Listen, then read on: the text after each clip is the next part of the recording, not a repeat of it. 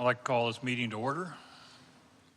It is 6 p.m. and this is the August 6, 2025 regular session of the Schertz Planning and Zoning Commission. Item number 1 was called to order. Item number 2 is seat an alternate. I don't think we have with us this evening any alternates. Item number 3, hearing of residents. Did anybody sign up? Nobody signed up. No emails or texts or anything like that? No. Okay. I almost misread that. Item number 4 is 4A is the election of Planning and Zoning Commission Chair and Vice Chair. Something we do once a year. And if there's no objection from the commission, the way I like to do this is we'll start with the chair, and I will open the floor for nominations. A second is not required. If we have more than one nominee, then we'll do a voice vote or show of hands or something, okay? And then after we settle that one, then we'll move on to electing ourselves a vice chair. Does that sound all right to everybody? All right, so at this time, I will open the floor for nominations for chairman of the Planning and Zoning Commission. Anybody? Yes, sir. I'd like to nominate Mr. Clayton Wallace for chair. All right. Any others? Wallace. Well, we already have Mr. Wallace nominated, so. I'm sorry, I couldn't hear. Any others? All righty, I don't think there's any reason to vote then. Clayton, congratulations. A bit of a surprise, but that's all right. I think though because of the way the voting system is set up for tonight, so let me hand this to you. And you can take over running the meeting from there if you don't mind. Okay? All right, perfect. Well, I will accept nominations for vice chair. No one. I'd like to nominate Mr. McMaster. Anyone else? All right. Congratulations. Thank you. All right, well, let's move along to our consent agenda. Item 5A, the minutes for the July 2nd meeting. Anyone have any edits, comments? If not, can I get a motion? Make a motion to approve the minutes. Second. There was a motion from Commissioner McMaster, second from Commissioner Carbone, I'm sorry. If nothing else, please vote.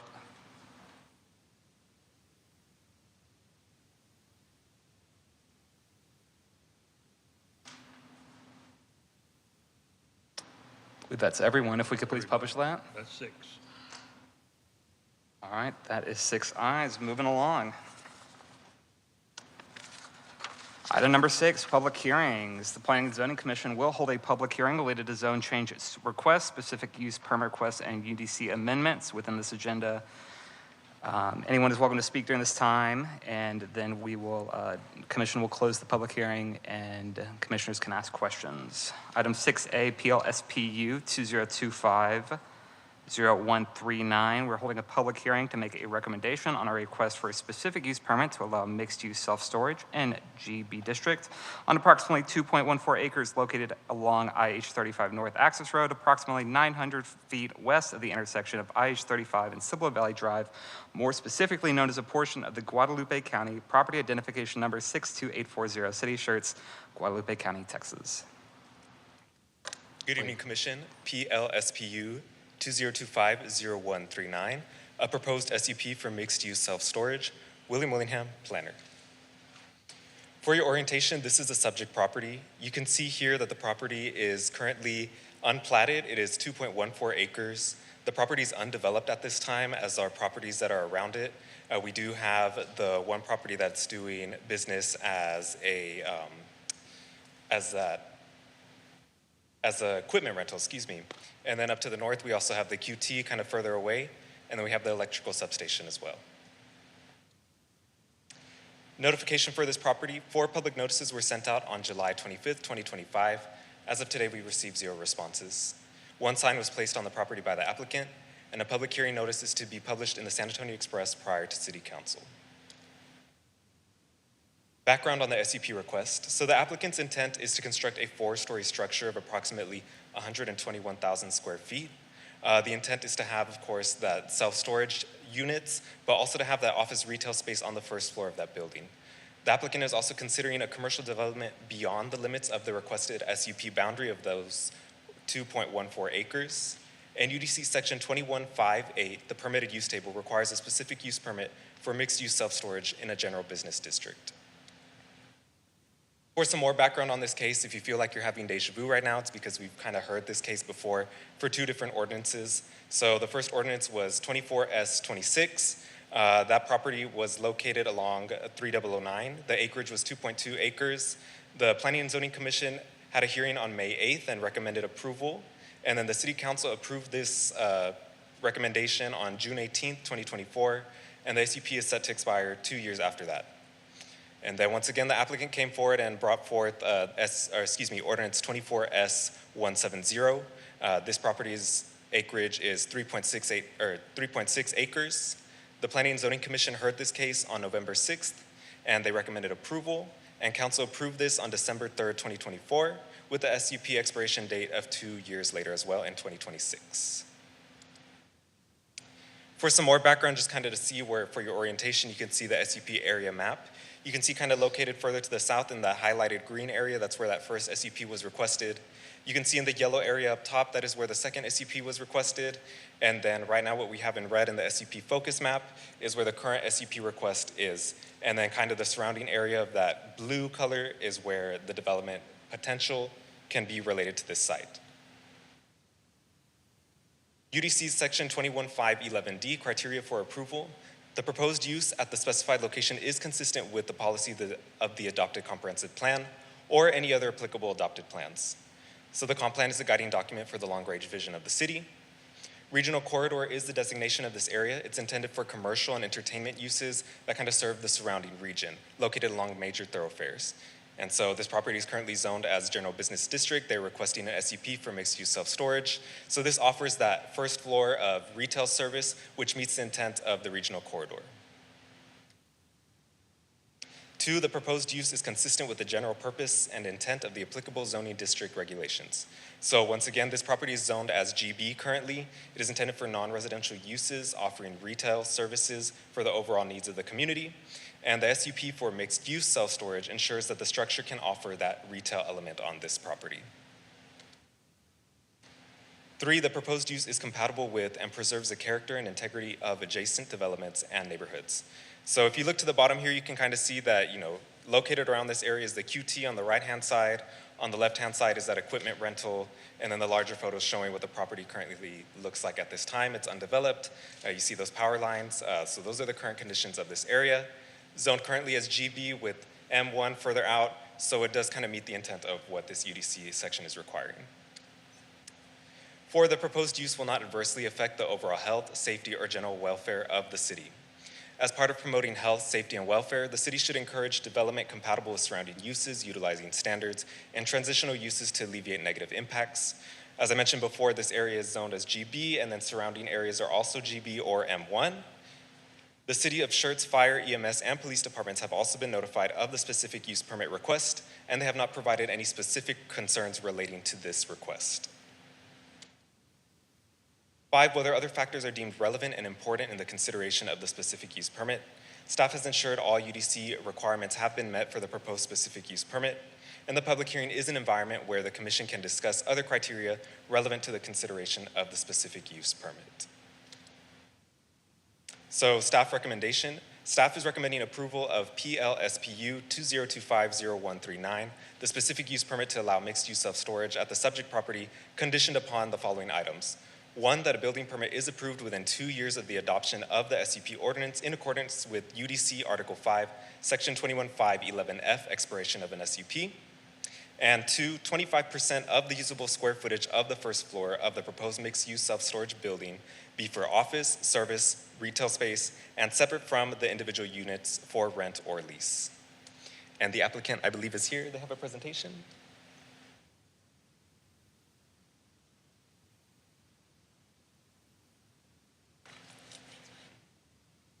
Hi, good evening. I'm Ashley Fairmont with Killen Griffin and Fairmont on behalf of the applicant. Thank you, William, for that presentation. It was very helpful. I'm going to skip forward just a little bit. So William did a good job of explaining why you may have seen this before. So I'm working with a group, Storage Hub, and we have come forward with 2 other properties, neither of which are going to be developed as storage. The first is on 3009. That one is proceeding just as a retail development in the process, and it's in the platting process, so being platted for just a retail lot. After we came forward to zone that site, Storage Hub felt like this site on 35 was better. And so then we came in for the second zoning case, which was adjacent to the QT. And the previous site in Williams' map was better than this one. But what happened in further engineering review of that site, it was determined that drainage and runoff, they needed more property to do that. And the way the drainage runs, it's toward this project site here. So they can actually capture the drainage on site and build the storage unit on this property. And it just, from an engineering perspective, works better for development. So they did not purchase, did not move forward with the QT site. So you're not going to see 3 storage units. Those will expire because they won't have building permits issued. But this is the one, and this is the one that we think works after extensive review. So this is a site plan showing that this complies with the mixed-use storage requirements of having that retail office kind of flex space on the ground level, and then the storage space behind and then above. And just a colored rendering so you can see how the site works. Also, the remainder of the property is GB, and they are looking to do some type of retail adjacent, or on this map it would be to the right. And just an exhibit of how that property would look. So I'm happy to answer any questions. We really hope this site works. Appreciate you all's support on the previous properties. Do believe that this is a market and a good place for this storage, but yeah, just needs to be one. So thank you guys, appreciate it. All right, well, thank you. So this is a public hearing, so we will go ahead and open the floor to comment. It is 6:13. Anyone would like to address the commission on this item, you're welcome to come up. You'll have 3 minutes. No? All right. We will close the public hearing at 6:13. Commissioners, any questions? No? Yeah, I think I had a similar one. All right. Well, if anyone has a motion? I'd like to make a motion to approve PLSPU 2025-0139. Second that. All right, that was a motion to recommend approval from Commissioner Carbone, second from Commissioner McMaster. And that's with the conditions. Can you? That was the recommendation from. Do we need to clarify that, or are we good? Yeah, I'll clarify it. With the conditions that were written by staff. Okay. So that's a recommendation of approval with conditions Recommended by staff. recommended by staff. Okay. You still want a second? Still. Okay, still want a second. All right, and if nobody has any other questions, if you'll please vote.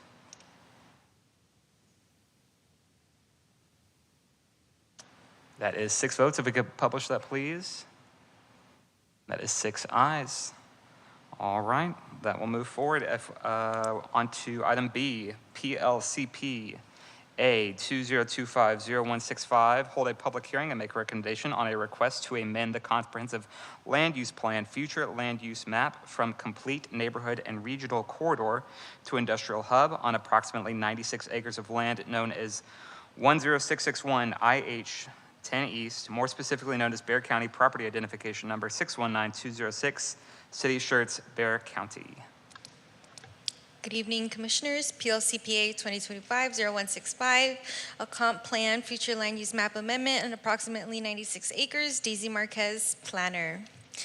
Here's the subject property outlined in yellow. It is located along IH-10 East Access Road. It is kind of nestled in between Scenic Lake Drive, where you see Core 5 starting to go up, and North Greytown Road. And then within the larger area, Loop 1604 is immediately adjacent to this property over here. So the subject property is currently zoned General Business District and M1 Manufacturing Light District. It is currently undeveloped. And then to the north, we have M1, but then we also have the Greytown PDD, a residential subdivision with some general business as well. And then to the east, we have again the Greytown PDD, general business. To the south, we have the IH-10 East Access Road and IH-10. And then to the west, we have some more GB and some more M1. So the land use designations in the area, currently the subject property is regional corridor along IH-10, and it is complete neighborhood all in the back. And then within the greater area, we have the only industrial hub within southern Schertz and along IH-10. To the south, we have that right away again. And then again, kind of just showing you its regional corridor, complete neighborhood, and that industrial hub in the area. We did send out 4 public notices on July 24th. We did not receive any responses. And then when it comes to comp plan amendments, we look to UDC section 21460 for the criteria of approval.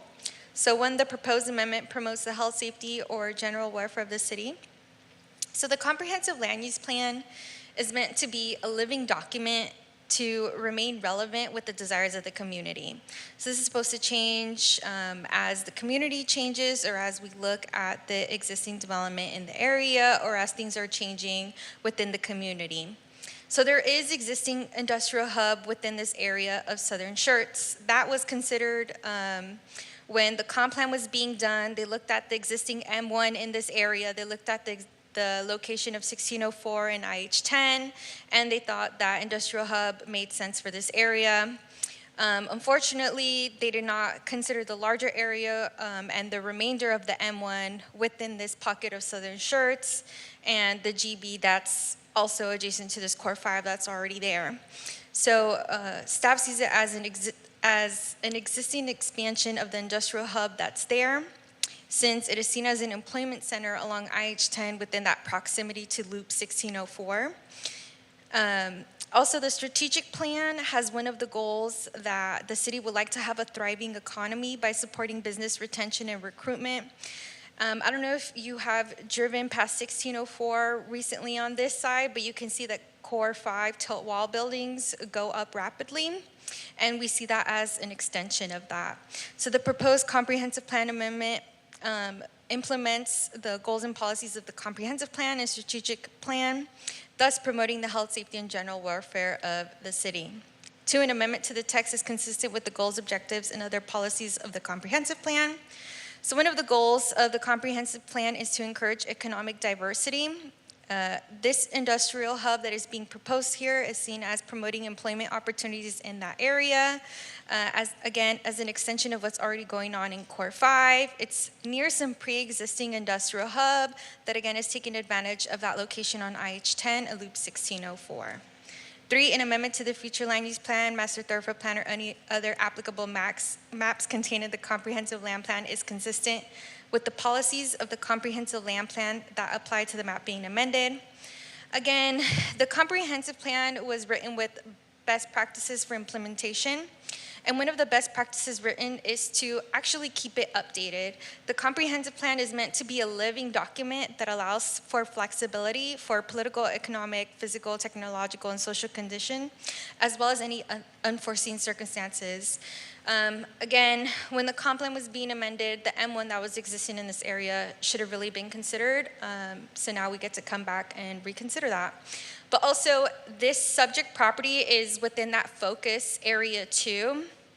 And focus area 2 is intended, or they recommended strategically planning development to serve the adjacent residential areas and taking advantage of the business potential along the highways.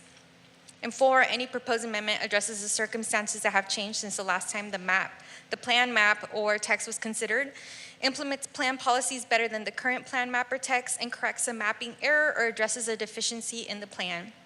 So again, this is the only area within southern Schertz that has M1 zoning and that has the only existing industrial hub in the area. This should have been considered during the initial comprehensive land use plan amendment, but this proposed industrial hub reflects that development character within the specific nook of southern Schertz that is nestled between 1604 and IH-10. 5, other factors which are deemed relevant and important in consideration of the amendment. Staff ensured this meets all UDC requirements, and the proposed comp plan amendment was sent to the City of Schertz Fire, EMS, and Police Departments for review, and they have not provided objections to the proposed comp plan amendment. So due to the unique location of the property within proximity of 1604 Loop and IH-10, the existing industrial zoning in the subject area, staff recommends approval of PLCPA 2025-0165, and the applicant is here with the presentation as well.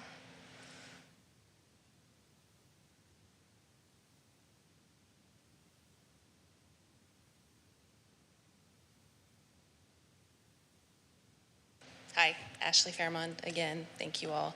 I have a presentation, and Chair, I do sort of address the next item as well because I do think they are associated, but it speaks to the development as a whole. So here's the subject property. As Daisy mentioned, it's 96 acres. A large portion of that is floodplain. So about 28 acres is what's developable right now, and that all fronts along I-10. So it has this split zoning, the M1 in the back and the GB2 in the front, and then the complete neighborhood in the back where the M1 is and the regional corridor in the front. So I'm working with city staff and appreciate them working with us. We didn't know the best approach to this zoning. Is it M1 on the entirety of the property? Is it GB2, or do we downzone a portion, and what do we work on? And ultimately what we came to was the GB, or the PDD with the GB2 uses, which is the next item.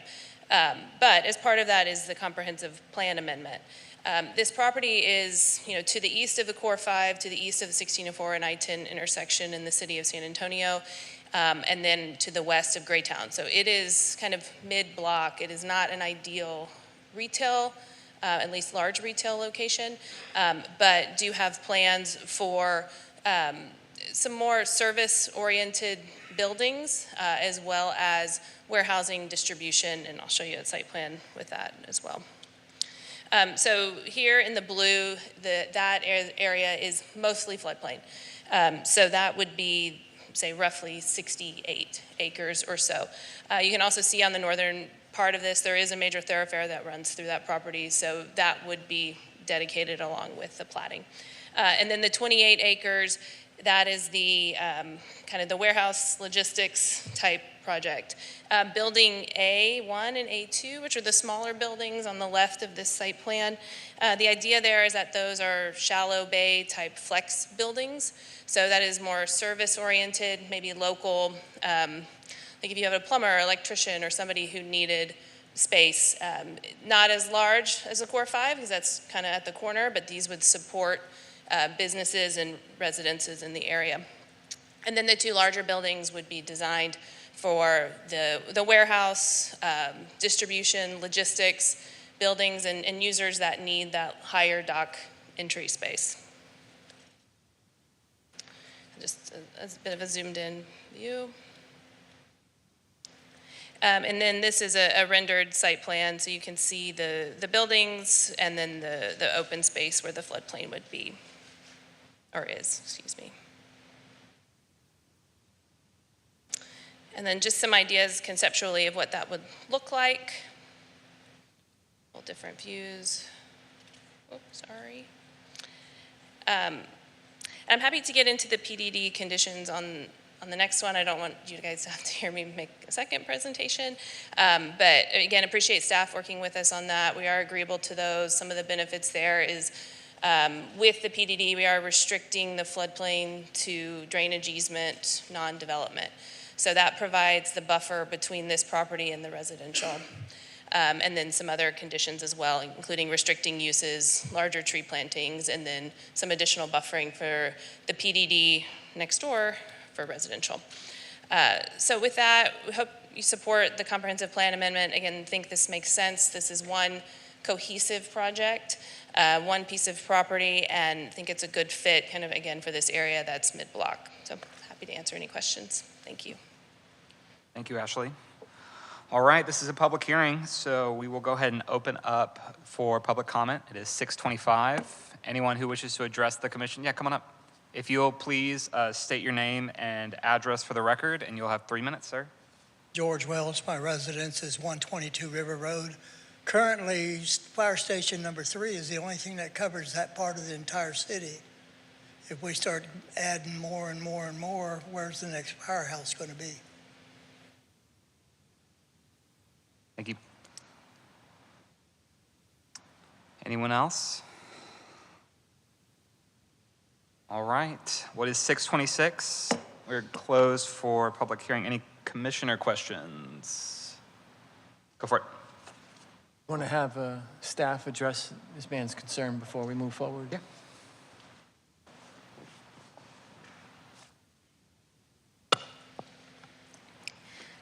So for the next application that you'll see, we did reach out to EMS, Fire, and PD. We didn't receive any specific concerns from Fire about the proposed comp plan or zone change. Thank you, ma'am. All right. Anyone else? Ashley, can you, I had one question. Can you go back? I think you had it at the end. You said this was the easement areas being platted out as a drainage easement, so even in the future, it couldn't be, okay. Right, so this is in the plating process now, and the drainage area, I think we'll call it that, is being platted as a 900 series lot. So that is part of the plat, and then as extra protection, we are adding the PDD condition that it has to remain a drainage easement or open space, basically. Other than the road, and if there are any utilities that need to run through there, the blue space will remain natural. Okay. All right, thank you. Sure. Yes, sir. Commissioner Outlaw. Couple of concerns. Number one, we just spent hundreds of thousands of dollars on the comprehensive land plan, and here we are already amending it. And it always well, no, I won't go down that road. It just, you know, again, why did we bother doing a comprehensive land plan if we're going to change it every time a developer rolls in here and wants to do something different? Okay? My other concern is when you, it's hard to see from this drawing, but if you remember, if you go back to where it showed the current industrial hub and where they want to put this one, now we have that section of property in between. And, you know, we're just now, how do I want to put this? If this is allowed to, if this goes forward and gets approved, then now you're constricting or you're constraining future development next door into that little bitty wedge. Let me just throw a personal comment here. As far as the fire department goes, let me see. Yeah, every one of these buildings will be fully sprinklered, and typically we don't have a whole lot of, other than medical and EMS emergencies, we don't have a whole lot of fire issues with this kind of construction. But again, my main concern is this is a brand new comp plan, and here we are changing it again, so. Thank you, sir. Anybody else? If there are no other questions, I will entertain a motion. For item B, yes, so PLCPA 20250165. I'll make a motion that we approve PLCPA 20250165.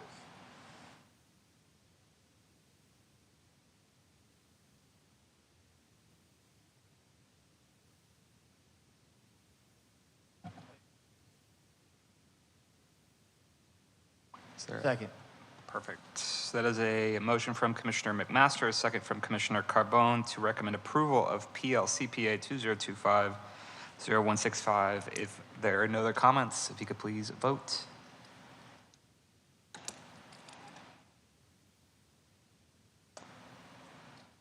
That is 6 votes. Can we please publish that? So with a tie, that motion does not pass. Would anybody like to recommend or make a second motion? No? Point of order, Mr. Chairman. Yeah, The motion fails not necessarily because of the tie, but because Correct. it didn't get 4. correct.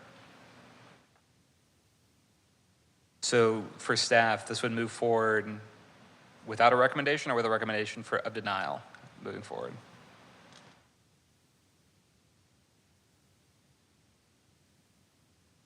All right, Mr. Chairman, I make a motion that we recommend denial of PLCPA 2025-0165. Second the motion. That is a motion by Commissioner Outlaw and a second by Commissioner Hughes to recommend denial of CPA or PLCPA 2025-0165. Any comments?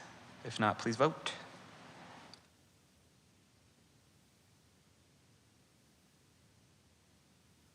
That is 6 votes. Can we please publish that, please?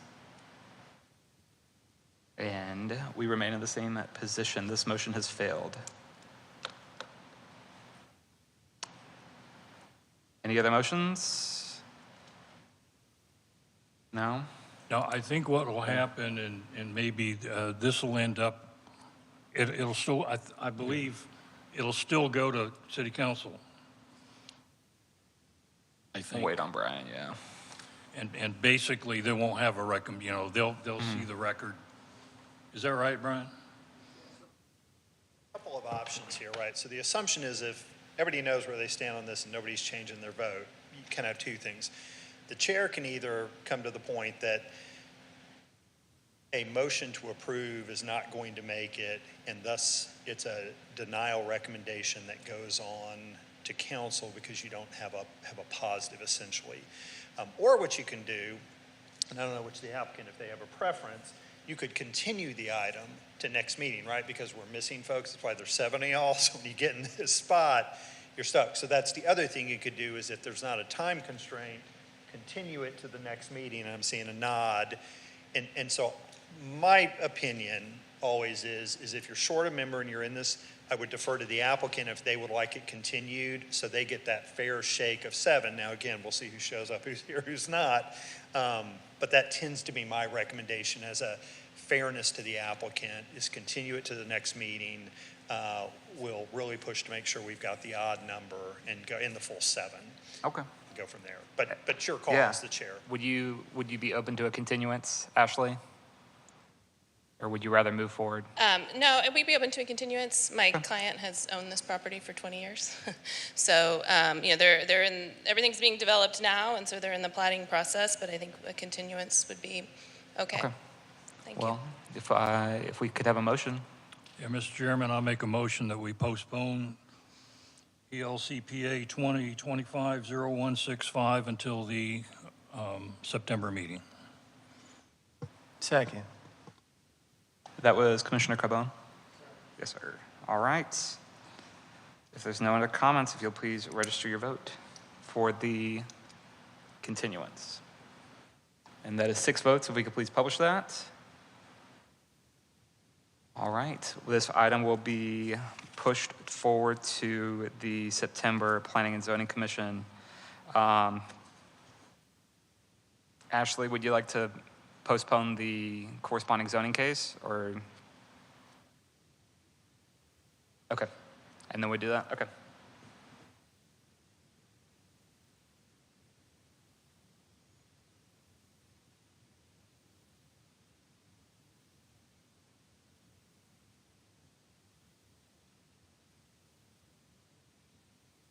I'm sorry, this is, item number C is PLPDD 2025-0164. We're going to hold a public hearing and make a recommendation on a zoning change request from General Business District and Manufacturing Light District, M1, to PDD, or Plan Development District, on approximately 96 acres of land known as 10661 IH10 East, more specifically known as Bear County Property Identification Number 619206, City of Schertz, Bear County, Texas. PLPDD 2025-0164, 96-acre rezone to Plan Development District, Daisy Marquez, planner. Here's the subject property outlined in yellow. It's the same one we've seen before. It is currently zoned General Business District and Manufacturing Light District. It is currently undeveloped, but it does have a residence there. And then to the north, we have M1 and PDD. Again, that's the Greytown Residential Subdivision. To the east, we have, again, the Greytown Residential Subdivision and General Business District. And then to the south, we have the IH10 Access Road right-of-way. And then to the west, we have some more GB and M1. So we did send out 4 public notices, and we did not receive any responses, and 1 sign was placed by the applicant. Here's the dimensional requirements for non-residential zoning districts, kind of showing you it's currently GB and M1, and the PDD that's being brought forward today is based off of GB2. So you can kind of see the lot dimension requirements are pretty much all the same. The only thing that's really different here are the rear building setbacks when it comes to adjacent to residential.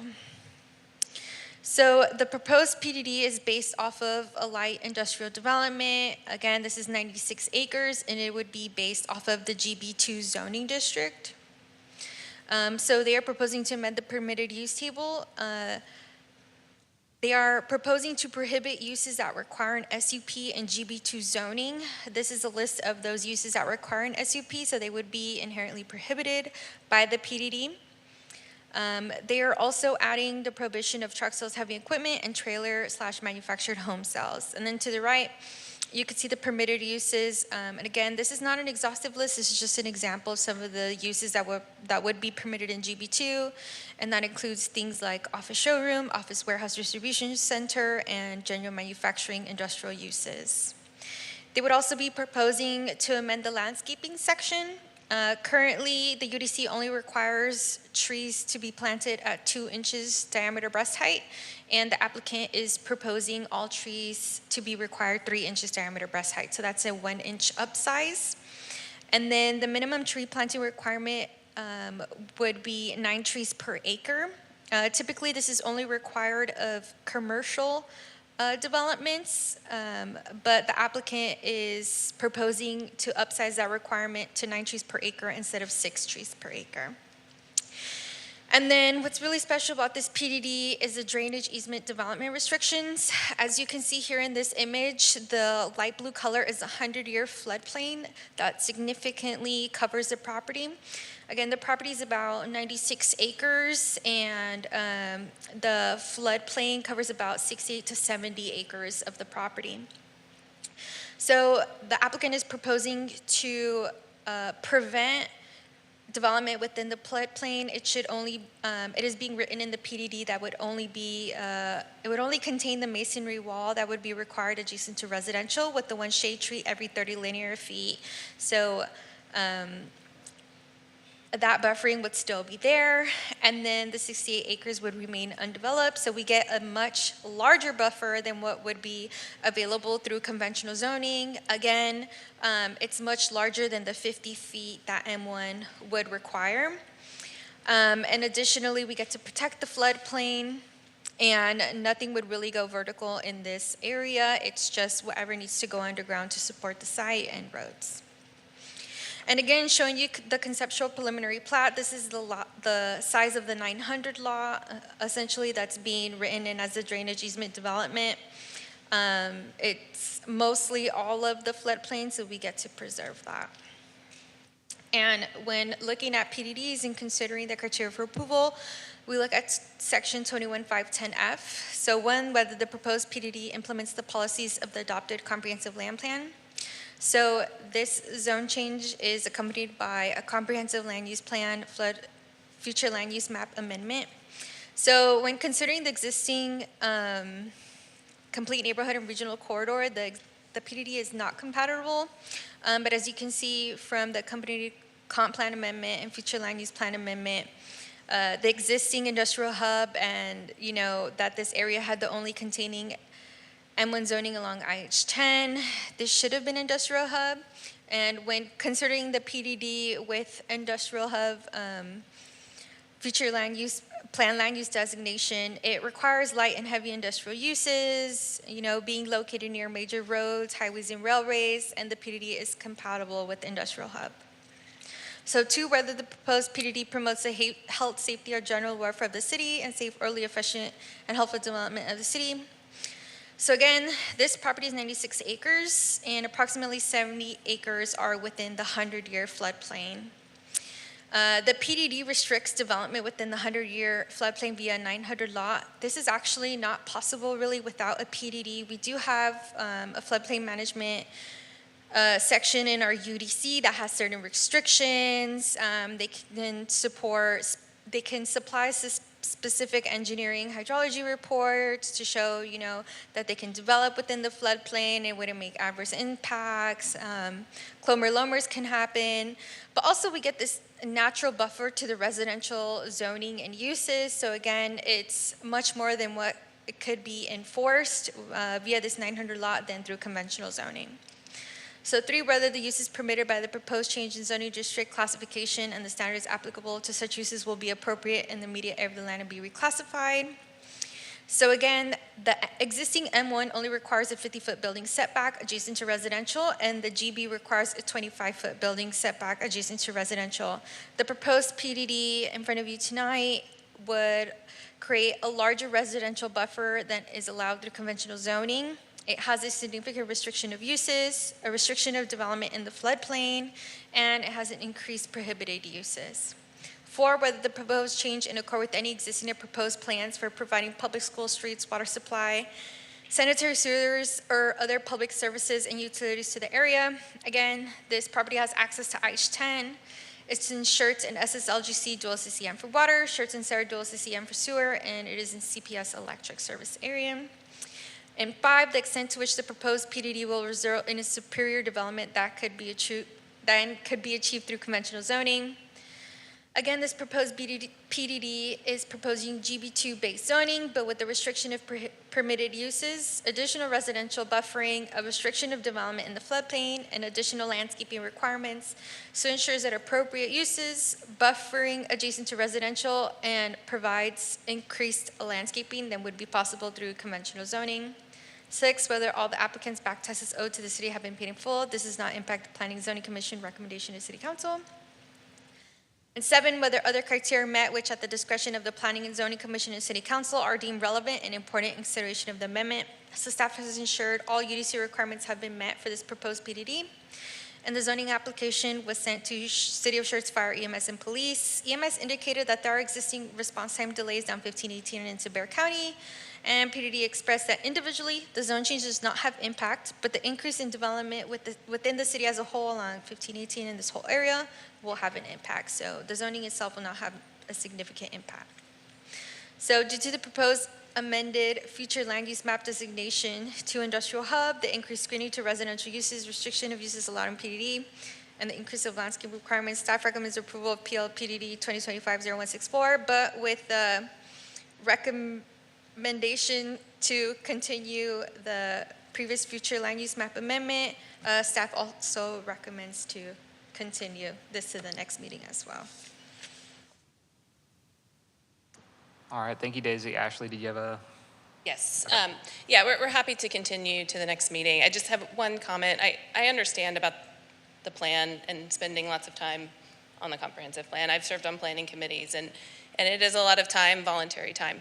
I think this is a bit of a unique situation. We didn't have to ask for the plan amendment on the rear portion of the property. It's already zoned M1,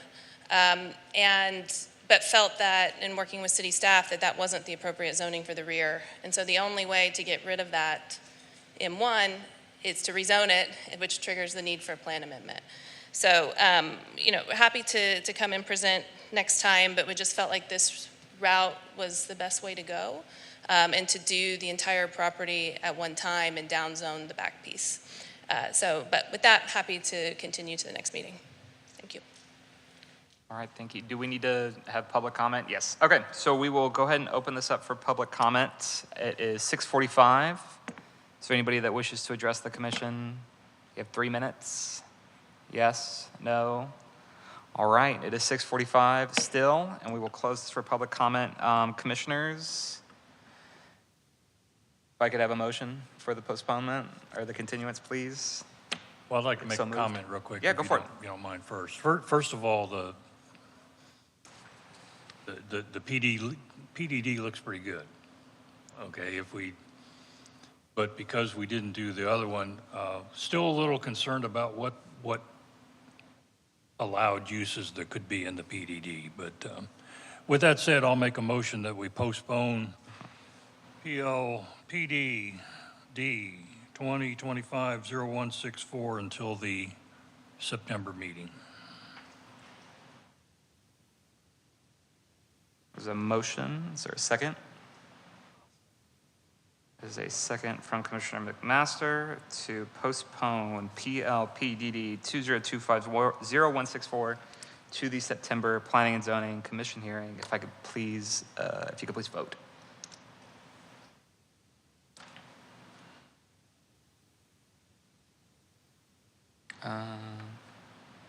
Yeah, we seem to be having an issue. I can't get my vote to come up. Did everybody vote? Yeah, I so think there's an issue with the screen or the voting system. if you want, it's your call if you want to revert to. Why don't we let's do a verbal vote real quick. I'll go down the line. If you could just, Commissioner Carbone, Aye. Commissioner Hector, Aye. Commissioner Outlaw, Aye. Commissioner McMaster, Commissioner Hughes. Aye. I am also aye. That is 6 in affirmation for the postponement. This item will reappear in September. All right, we will move along to PLZC 2025-0140. Hold a public hearing and make a recommendation on a request to rezone approximately 3.2 acres of land from general business, GB, to apartment, multifamily residential district, R4, generally known as 1116 FM 78, approximately 100 feet east to the east of the FM 78 and River Road intersection, more specifically known as Guadalupe County Property Identification Number 38177, City of Schertz, Guadalupe County, Texas. Okay. Thank you, Commission. Let's see if I can get this on the screen.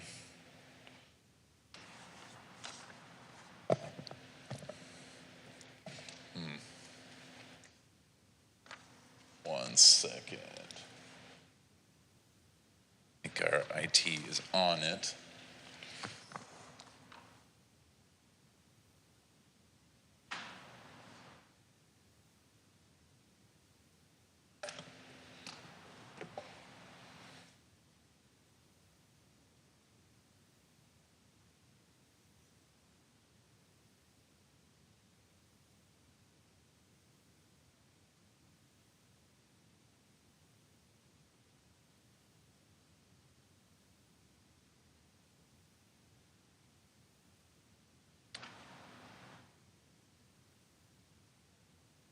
Oh, there we go.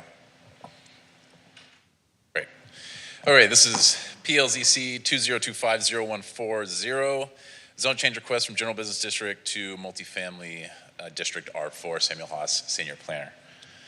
To get our bearings here, the property is outlined in green. This is FM 78 and River Road. 3009 is just further down to Mr. the Haas? east. We need it on ours. Need it on I'm sorry.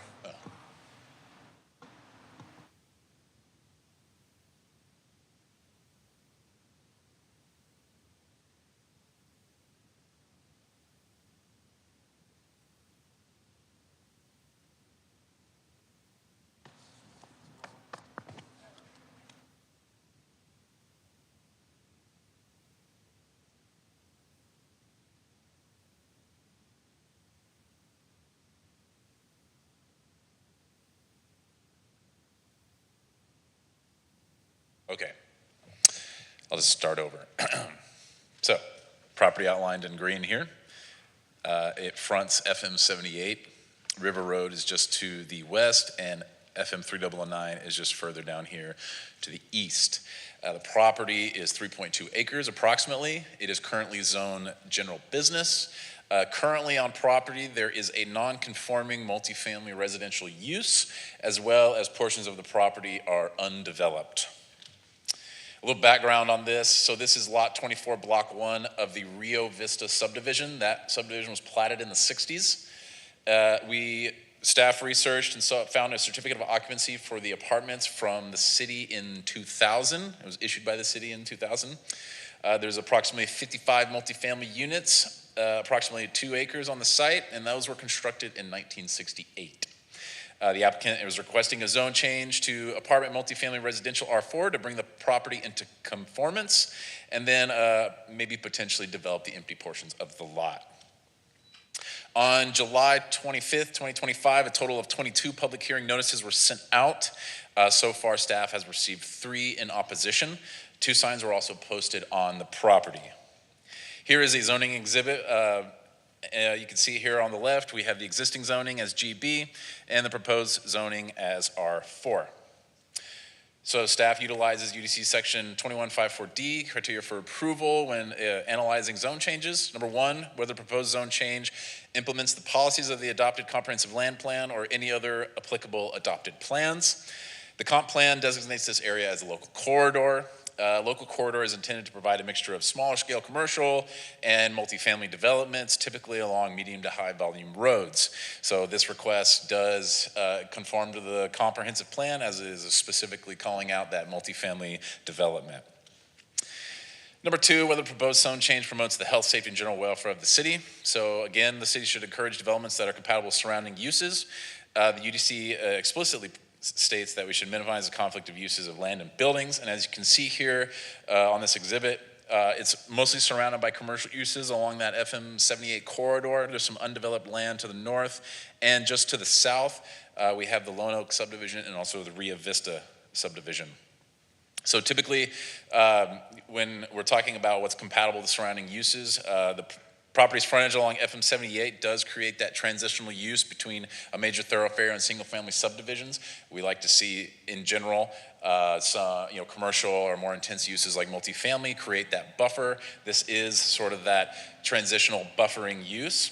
And I will remind the Commission that Article 9 site design requirements in the UDC is in place to help mitigate any potential conflicts. This is the 20-foot landscape buffer and the 8-foot masonry wall that the applicant will be required to do as part of development.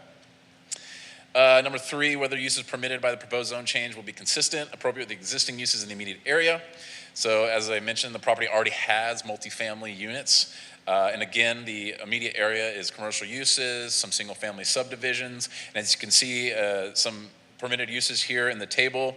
You have family home, 1 family, 2 family. You have a lot of residential focused uses, and those are compatible with what's in the area. And number 4, whether other factors are deemed relevant and important in the consideration of the amendment. So all UDC requirements have been met for this proposed zone change. The City of Schertz Fire, EMS, and police departments have been notified of the zone change. They provided the following comments. So fire has some comments about the existing buildings because they were built quite a while ago, so they don't meet current code. Any new construction, however, will have to meet all current code requirements. EMS, no issues with the proposed zone change. And PD was also notified, and they also do not see any issue with the zone change. SCUC ISD was notified with the zone change request, and this scheduled public hearing does provide the opportunity to introduce additional considerations. The request does adhere to the policy of the adopted comprehensive land plan. It is compatible and consistent with the surrounding uses. It is also bringing the property into compliance. Therefore, staff is recommending approval of PLZC 2025-0140. And I believe the applicant is here. If you'd like to give a small presentation or anything. Okay. All right, thank you, Sam. All right, this is a public hearing, so I will open the floor. It is 6:54. Feel free to come up. You'll have 3 minutes. If you'll please state your name and address again for the record. George Welch. I've lived on River Road since 1970. We didn't receive our notice until Friday, so there was no way we could get it to you in time. What you call it? But when I leave River Road and go east on 78, before I get to FM 50 or FM 3009, the light has to cycle 3 times because the traffic is backed all the way up to the Dairy Queen. If we add more apartments out there, unless something is going to be done with that intersection, it'll be backed all the way up to the county office or even further. And it's the same way coming from Cibolo. So something needs to be done about that other than adding more vehicles to the mix. Thank you, sir. Anybody else like to come on up? Again, if you'll just state your name and address for the record, please. Good evening. My name is Mike Rodriguez. I live at 514 River Road. And like he was stating, that intersection down there at River Road and FM 78 is bad. And it used to be a stop sign there. And we could control getting in and out pretty much when we needed to. Sometimes you would have to sit there for a minute. But that light, I don't know if it was taxpayers' money or who paid for that or I don't know who did it. But the money spent on that is wasted. It hasn't worked since it's been put in. I've owned my house since 1987. And I just don't agree with that light. I don't agree with putting more traffic there. If there's going to be an entrance coming out right there onto River Road, it's just going to back up. The people are going to be waiting in the apartment complex to get out onto River Road because it's backed up, waiting to get out at that light. It's just ridiculous. And those apartments, I tell you what, they were built in 1968, supposedly, according to y'all. They're run down. They're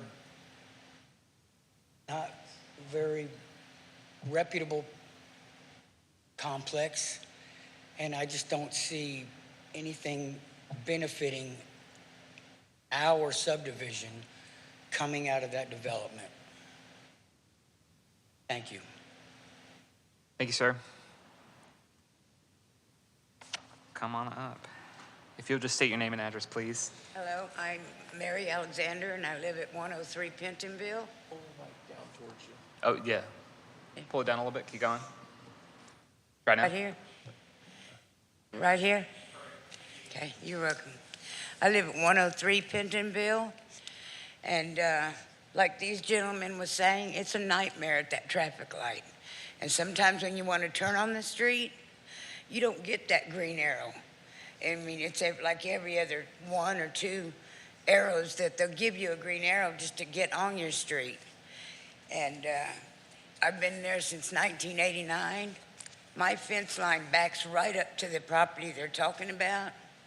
And the apartments that they're talking about is pretty run down. I've listened to some horrid fights come out of there. And all hours of the night, in the middle of the night.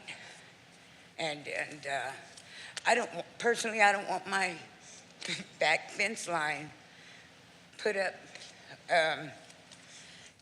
right up against other apartments and all. What room do they have? And what's that going to cause for the traffic light, for us getting in and out of our homes? And what's that going to do to the value of our homes?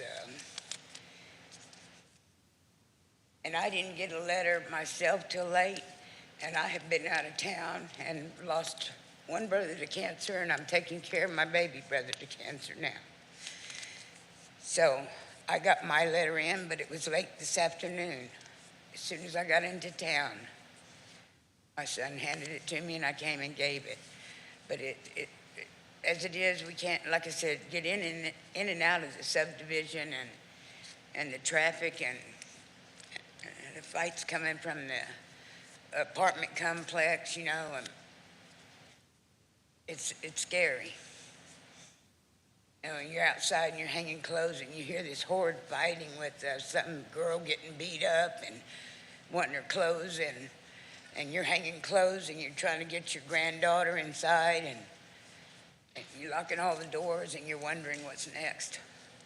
So I just, that's it. Well, thank you. Anybody else? Come on up. We've been there for a long Real, time. real quick, if you'll just state your My name and name is address. Rebecca Flores, Perfect. and we've been there 39 years. And talk about those apartments, H-E-L-L, hell. There are people in and out. Go ahead and start researching how many times the police are there. The fire department, even behind those apartments behind Dairy Queen, constant. Just the other day, we had a attempted kidnapping of a kid on River Road, the second block of River Road. I called the police department. They wouldn't tell me a thing. Wouldn't tell me a thing. That's under investigation. What, 2 days earlier, there was some idiot trying to kidnap another kid from the restaurant? No. We don't need more riffraff coming out of those apartments. There's been shootings there. There's been fire department there. There's a constant flow of different people. I'm not saying all are bad, but some of them we've never seen before. And we're out there constantly because we have a kid, a little girl. The police said, keep her inside. You know, we don't need those apartments there. We really don't need them there. There's too many problems as it is with the apartments that are there now. Thank you. I hope you research, find out the police department, how many times they've been down River Road. Just check it out for yourself. Thank you. Anybody else? Oh. Yeah, come on up. You just state your name and address. Carr, 123 River Road. Been there since 21. Okay. Sorry about that. My name is Daniel Carr. I live at 123 River Road. I've been there for over 20 years at my address, but longtime resident of the neighborhood. And I'm seeing all sorts of problems in this apartment complex. Cops smelling of the pot all the time, noise, and of course I don't drive because I am blind almost, but I see the traffic on River Road. I mean, there's a lot of things that need to be considered and fixed for something like this to be even feasible, in my opinion. Thank you. Thank you, sir. Come on up. If you'll just state your name and address, please. My name is G. Flores. I live on 119 River Road, and I bought that house in 2015.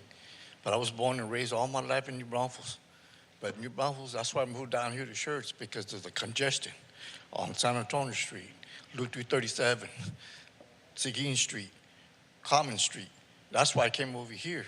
And when I first came back over here, it wasn't too bad, but it's getting worse. And then the other day, my wife was telling me that, you know, she had the right of way on the light when this car didn't stop. She goes, if I didn't wait, that car would have hit me. And another thing too, those apartments back there, a while back one time there was a shooting, and I was in the garage, and I heard the shot. And I was in the garage, and you could hear it. I heard it pass right by the garage, like whistle, like, I go, it probably hit my stepson's car. It didn't hit my car, my stepson, but it hit my neighbor's car, his son's car. 3 days later again, they were shooting again, 3 times. But this time, I don't know where the bullets went. And there's always a lot of activity down there, always. So, and then sometimes you see these guys walking around there like zombies at 3:30 in the morning when I let my dogs loose. And then that same guy who tried to kidnap that person over here on Asian, he was right there at the Dairy Queen. It was July 29th, because it was my wife's birthday. And I was getting ready to go to work, and I was at the light waiting. And he was at the Dairy Queen just looking. He didn't touch the windows, pretty smart. He didn't touch the lawyers, but he was looking through this door and the other door. That's it, and I recognized that guy, the one over here who tried to kidnap that little boy or little girl, whatever it was. So it's getting kind of rough there, and I don't know. My wife's ready to tell me she wants to move. So if you add these apartments, it might even get worse. That's all I gotta say. Thank you, sir. Somebody, oh, come on up. How you doing? Good afternoon. My name is Felix Lopez. I live at 118 River Road. I'm the house literally directly adjacent, right across from where these apartments are going to be developed. I've got a couple of numbers that are special to me. Let's start with 42. 42 is how many times the police were actually called to this unit in the last 365 days. I've already verified. That's 8.6 days we have the police called. The applicant, he doesn't recognize me. I own a pretty successful large construction company. I've came to him one day and I spoke to him in regards to those apartment complexes, but I was actually interested in purchasing them. He was renovating. I asked him about the swimming pool. If he was gonna renovate that, he said no, he was gonna go ahead and demolish it. Well, I called the city on him because with my license, I can construct multifamily. And I saw that he wasn't even passing code. I had to go ahead and see and verify with the city if he indeed had a permit. Because what he was doing was just filling in the swimming pool without taking out the bottom so that when it rains, it becomes a cesspool. That's not code compliant. You guys red tagged him. That bullet that he's talking about, that was my son's car. The police went out there and looked at the direction where the bullet came from, those apartments. I've got another number for you. 4. 4 times my camera caught somebody coming from those apartments. My truck stole twice. My trailer that had about $25,000 worth of equipment on there, stole, never recovered. Somebody walked in while we were on vacation, $25,000 toy that I had, a paramotor, gone. We got him on camera, can't prosecute, just not enough evidence. The traffic that you guys been hearing about, $17,000. That's how much I had to pay for my wife's emergency bill when she got hit at that intersection, because that's how much traffic is there. Dairy Queen, they had to recently change the whole parking because you guys had a problem with the backed up traffic on 78. If you guys in fact move forward with this, that's fine, it's your decision. But I'm gonna go ahead and suggest a masonry wall, 8 feet, block the residential area, have the exits towards 78. Don't make our life, harder just so that somebody else can be more profitable. I get it, I'm a business owner. Thank you, sir. Thank you. Any other comments? All right, we will go ahead and close the public hearing. It is 7:08. Real quick before we get started, just to kind of address the next steps of this process. So at Planning and Zoning, we make a recommendation to City Council. So the final decision on this won't be made until a later date unless the applicant decides to withdraw this request. So if you're still getting letters in the mail, you can still send those in and staff will send those to City Council. So you're still welcome to send that in. They watch these hearings, so they'll hear your comments and you're welcome to address that meeting as well. But whatever happens tonight is not the final decision. We will make a recommendation to either approve with conditions, or deny the request, and then that will move forward. So I'll go ahead and open it up to commissioner questions or comments. Oh. Yeah, the public comment's closed. Good question? I have a question for staff. The 8-foot wall that he's requesting, that's already a requirement between multifamily and single family, isn't it? Correct. Okay. And the traffic light they're all concerned with, is that a timing issue or don't you know? I don't know that information at that time. FM 78, I will remind, is a textile facility, so we have very limited control over what we do there. Okay. But any new development has to come into full compliance with our current UDC requirements, which would be an 8-foot masonry wall and a 20-foot landscape buffer in between the residential and the multifamily uses, or the single-family residential and the multifamily residential uses.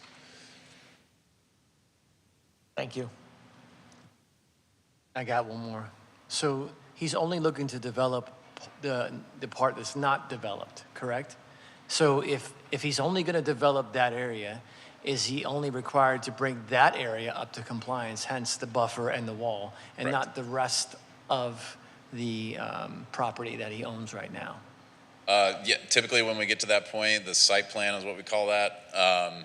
There is a limits of construction. If he has an intent to build completely new apartments on all of it, then it would be the entire way. If it's only the remaining acre, then that 8-foot masonry wall would only So be. if he doesn't touch the old apartments, he doesn't have to do the buffer or the wall there? Correct.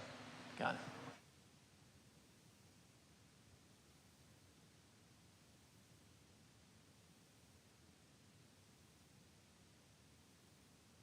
it. As far as the traffic on FM 78, I agree, it's a nightmare.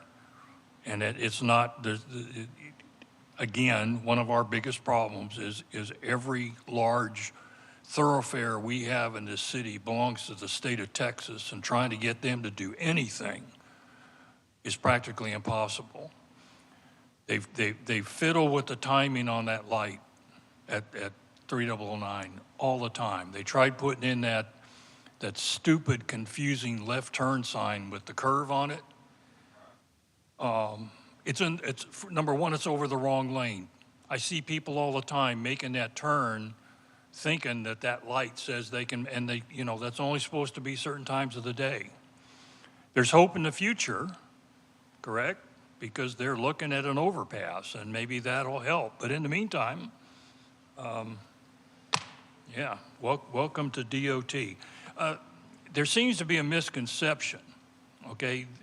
This action, this zoning request will do absolutely nothing to the current apartments. All of your concerns about the people that live there, the crime and all that, are not going to be affected by this action, okay?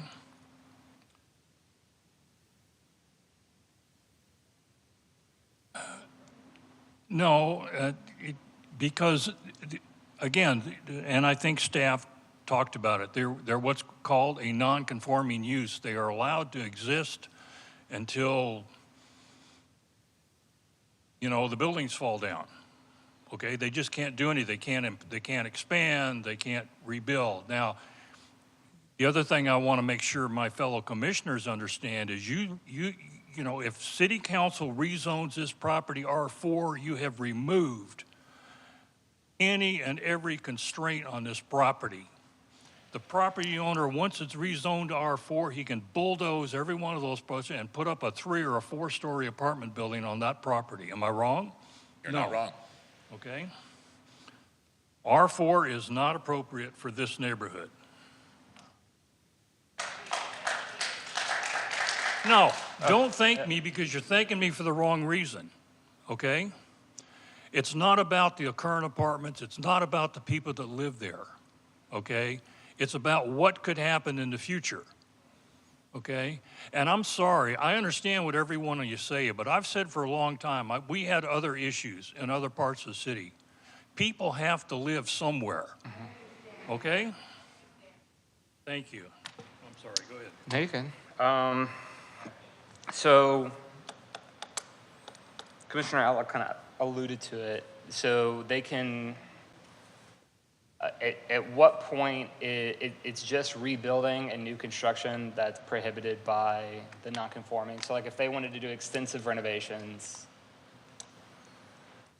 if they want to do extensive renovations today, they can do that. Yeah. They can't expand the non-conforming use. So, Yeah. Yeah, he can't tear them down. Correct. Correct me if I'm wrong, Sam. He can't tear them down to build new ones, correct. but he could renovate and repair those that are already there. Yeah. Okay.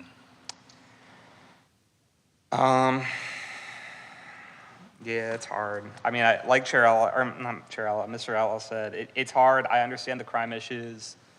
I also understand the wanting to work on your property and being able to make it livable and habitable. I don't have any other questions. I'll leave it at that if anyone wants to make a motion. Or are there any other questions? I'm sorry. Yeah, I just had one. Oh, yeah, go for it. So the vacant part of that property, how many additional units would be added there? So it's about 1.2 acres. So under the R4 district, you can probably do somewhere maximum between 35, maybe 40 units.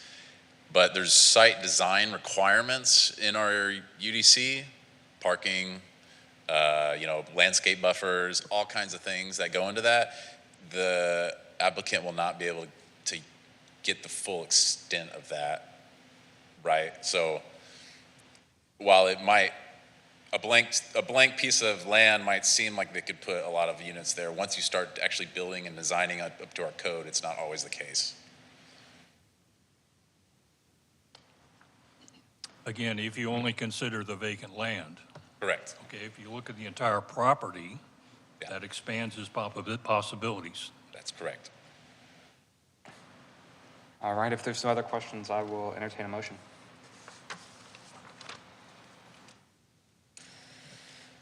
Mr. Chairman, I'd like to make a motion that we recommend City Council deny PLZC 2025-0140. A second.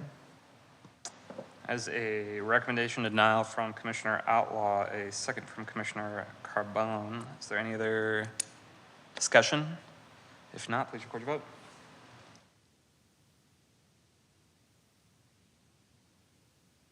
That is 6 votes. Can we publish that?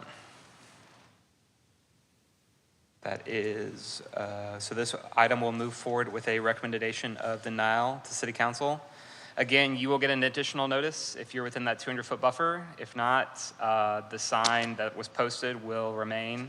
Please continue to send in comments, and this will have a final action item at City Council at a later date.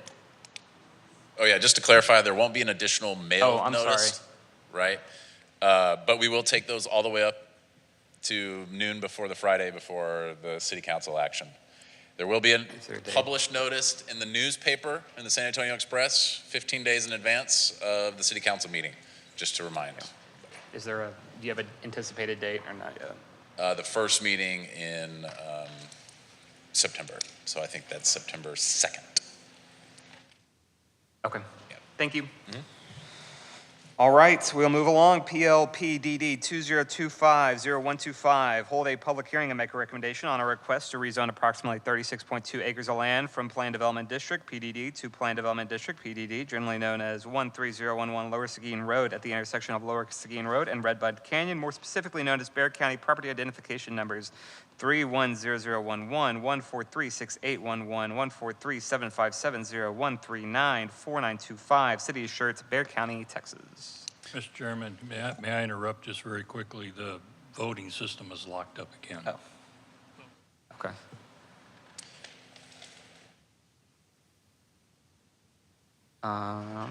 Let me know if it's well, voting system's we locked can, up again. We can push forward with the. Want you to know Yeah. before Let's push forward with the presentation, and we'll get to that.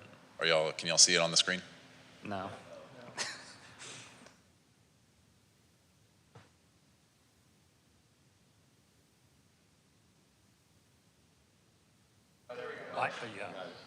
Okay, this is PLPDD 2025-0125, Saddlebrook Ranch 2, PDD Samuel Haas Senior Planner. Okay, get our bearings here. Property is outlined in green. It is all the parcels that are involved with this zone change. The Lower Seguin Road is just to the south. This is the county line and also the Cibolo Creek.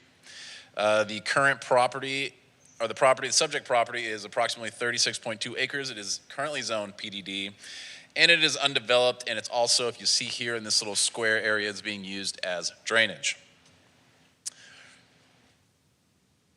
So a little background on this. The original planned development district, Saddlebrook Ranch is what it's called, was approved as Ordinance 21S06 on March 21st, 2021. It was 229 acres. It had a mixture of lot sizes, housing type, and uses, including a 3.3 acre site designated for commercial uses along the frontage of Lower Seguin Road. Saddlebrook Ranch 2 PDD will adhere to the same requirements of the original PDD with some minor changes, which I'll go into. So here is the concept plan of the original PDD. You'll see it's a pretty significant development going all the way up to Raft Burnett. But the subject that we're talking about today, those parcels that were outlined there, is really in this area. And you'll see how their detention pond is laid out and how they have a provision here for commercial space. So Saddlebrook Ranch 2 PDD will consist of a base zoning district of single-family residential R2. That's known in the PDD document as SF70. Those lots are 70 by 118. A traditional single-family residential R2 lot is 70 by 120, so they're decreasing that by 2 feet. They're adding lots to this unit, or to the concept plan anyway. And they are proposing to remove the commercial and rearrange some of the drainage. So as you can see, the detention pond went all the way to the property here, whereas you had this little commercial area. And now they're proposing to remove the commercial area and then kind of use that as detention as well, and then also add some more lots over here. On July 25th, 2025, a total of 5 public hearing notices were sent out. So far, we've received 0 responses. 1 sign was additionally placed on the property. Zoning exhibit here, not a lot to see, PDD to PDD. So when looking at planned development districts, we're actually using section 21.510F criteria for approval in Article 5. So number 1, whether proposed PDD implements policies of the comprehensive land plan. So the comp plan designates this area as complete neighborhood. It's intended for a mixture of residential housing types and complementary commercial services to create a complete neighborhood. So this request is removing that commercial service. Staff feels that the original PDD is more in line with what the comprehensive plan, and by removing that commercial portion, it is actually working against the intent and the policies of the comp plan. Number 2, whether the proposed PDD promotes the health, safety, and general welfare of the city and the safe, orderly, and efficient, healthful development of the city. So again, the city should encourage development that's compatible with surrounding uses. There are several single-family subdivisions in development or constructed along the Lower Seguin corridor. This includes Rhine Valley, Carmel Ranch, the original Saddlebrook, which is in development right now, Monterey Meadows, which was recently approved, Judah Ranch, which was recently approved. Here is a map of all those. So you can see Lower Seguin Road is having a lot of houses that are being planned and constructed at the moment or already completed. So continuing with number 2 in this criteria for approval, South Schertz residents, City Council, the Planning and Zoning Commission have all expressed desire to see commercial services in South Schertz. The loss of this commercial portion works against those expressly stated goals and policies. So in staff's mind, this is not orderly, efficient, or healthful development for Schertz.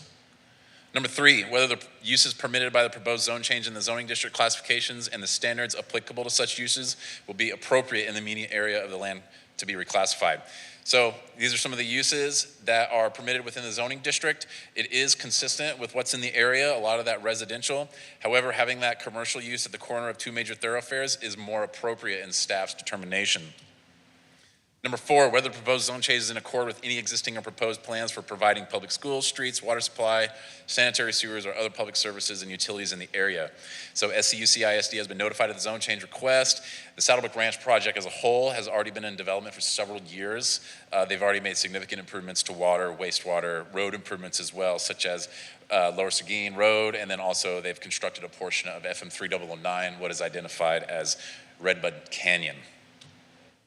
Number 5, to which extent the proposed PDT will result in a superior development than could be achieved through conventional zoning.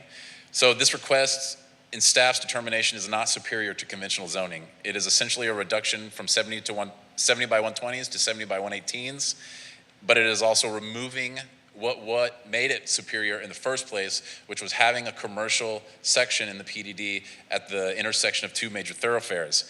In staff's original recommendation of approval with that original ordinance, it was quoted that limited commercial development at the intersection of two arterial roadways on the master thoroughfare plan in to support surrounding neighborhood. So that was a deciding factor in our recommendation of approval, in which they are taking away. Number 6, whether all applicants' back taxes owed to the city have been paid in full. This doesn't affect the Planning and Zoning Commission, nor does it affect the City Council's decision. And number 7, whether other criteria are met which, at the discretion of the Planning and Zoning Commission and City Council, are deemed relevant and important in the consideration of the amendment. So again, all UDC requirements have been met in regards to the proposed zone change. City Fire, Schertz, EMS, and police departments have been notified of the zone change and have provided no objections to the request. SCUCISD has also been notified, as I mentioned before, and this public hearing provides an opportunity to introduce additional consideration. This request does not implement the policies of the comprehensive plan and that complete neighborhood designation. It does not promote orderly, efficient, healthful development by removing those services that have been expressly desired, and it removes the unique and superior element of the original PDD request. Staff is recommending denial of PL-PDD 2025-0125, and I believe the applicant is here. Thank you, Sam. Yep. Thank you, Sam. Members of the committee, Mr. Chairman, Buck Benson for the applicant. Can we go back to the aerial? Sure. Thank you. That ought to work. Or do you want to go to? I want to show the intersection. I guess that is supposed to be kind of the intersection, right? Yeah, Redbud and Lower Seguin. Okay. Do I have a point? Is there a pointer of any kind? No, probably not. Okay. But you can use the mouse to direct Where's the mouse? here. Oh, okay. Ooh, God. Okay, that's helpful. All right, sorry about that. I wanted to get situated. I will be brief. Staff has made a compelling argument. We disagree. The net result of this change, or what we're asking for, is to be able to develop 15 additional lots, 15 additional single-family homes. Of course, when this project was planned in 2021, I think there was certainly an idea that this intersection, may be viable for a commercial, 3-acre commercial site. But I think as time has gone on, and with what we've seen in this area, we've consulted with a lot of brokers, a lot of different folks, and we'd love to have a little commercial center there. I mean, those typically help single-family developments, but we don't think that that's going to be a reality in this particular case, and we'd like to move ahead with finishing out 15 additional lots. I know staff has reiterated a couple of times that part of the plan is to have neighborhood services or neighborhood commercial at a major intersection, which I think is supposed to be this right here. And although Lower Seguin Road is starting to get some traffic, from what I understand, the north-south portion of this, to create that intersection is years and years away, because a lot of this area is in the floodplain, and even though it's identified in the master thoroughfare plan, it may not be developed for any time soon. I mean, somebody's going to have to go and dedicate the right-of-way, and the road's going to be built. I think that may not even be in my lifetime. It could be a long ways down the road. So that intersection that was supposed to drive this work, or supposed to drive this type of development, I don't think is in the near future. And so, we would prefer to put that land to use, develop 15 more lots, get some property taxes going, rather than just leave it fallow. Again, if this were viable and we could develop it as commercial, we would. That's always great, but we don't see it being viable at this point. And again, we're adding 15 lots. The drainage, none of the major elements of the development are going to change. We're not creating any change with drainage or any of the things that you may think of. I mean, it's 15 lots, very few trips. But again, we'd ask that you not follow staff's recommendation and go with our application to approve the PDD change to basically add 15 more lots to a 633-acre development already. I think that is all I have. Happy to answer any questions y'all may have. All right, thank you, sir. This is a public hearing, so I will go ahead and open it up for public comment. It is 7:29, If anybody would like to address the commission on this item, now is the time. Yes, no? Okay. Well, it is 7:30 on that clock, so we'll go ahead and close it. Commissioners, any questions? Sam, real quick, is there a map that shows which portion they're looking to?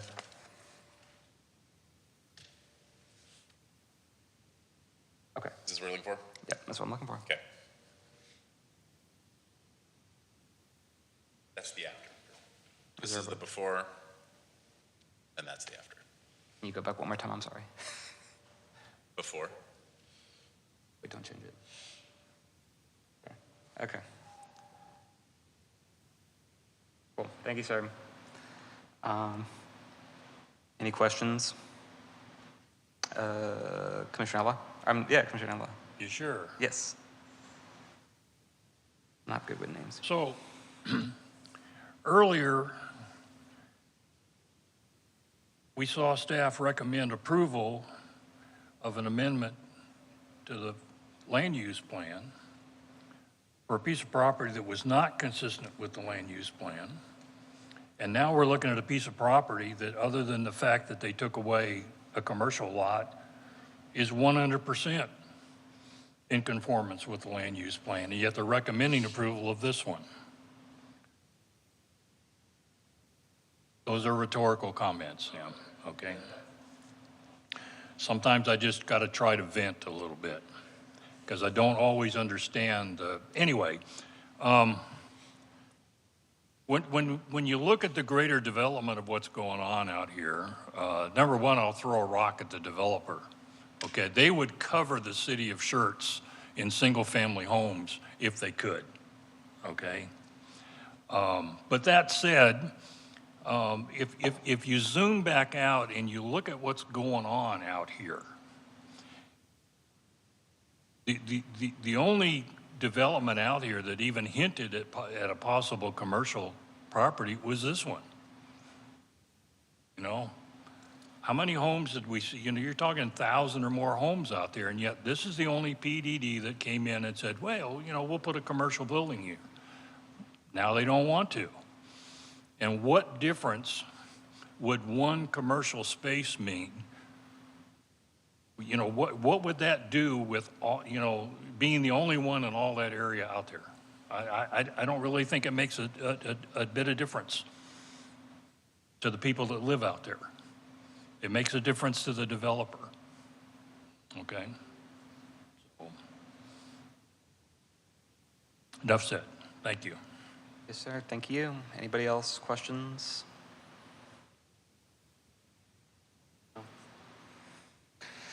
Sam,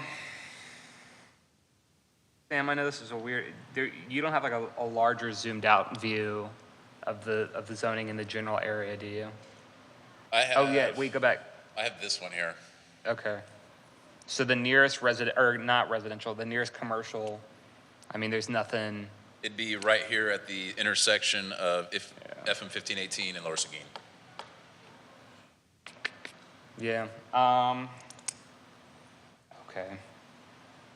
I think I'm gonna have to. I tend to agree with Commissioner Outlaw here that it's just. I understand the short term benefit of having more houses. I think the long term. I mean, I can already see the SUP case for the gas station comes in and people want to talk about the gas station. You're reading my mind, aren't you? I can see it. It's but I just, especially with the having just a vacuum of single family homes, I don't think it's appropriate to remove the last little bit of commercial that's right there. Assuming nothing changes, but so if there's no other questions. Well, I hope you comments. didn't misunderstand me. I was advocating for the fact that taking that commercial lot out isn't going to make any difference to the residents out there. Oh, okay, yeah. Okay, I'm so advocating against that. I think you might have misunderstood me. That's okay. Okay. Anybody else? Questions, comments, motions? Make a motion to approve with conditions, deny? I got one more thing, and then Yep, go for it. I think whoever's going to go buy a house out there is going to drive around and see this is not an HEB for a mile or 2 or 3 or 5 or whatever it is. And so whether or not they buy that house is going to be, centered around that. And that little lot, I mean, what are they going to put a dollar store there? They're probably going to get price point 4 plus 100,000 times 15 homes. That's why they're doing it. And so I get it. This is a capitalistic society. I understand it. And if you look around, the entire region is inundated with single-family homes. And so I don't hate it. What, the change? No, I don't hate it. My opinion. I don't particularly like it, but I don't hate it. And so sometimes you just have to make the best decision with the information you have at the time. So I would like to make a recommendation to approve PDD 2025-0125. I'll second. That is a recommendation to approve PLPDD 2025-0125 by Commissioner Carbone, second by Commissioner Outlaw.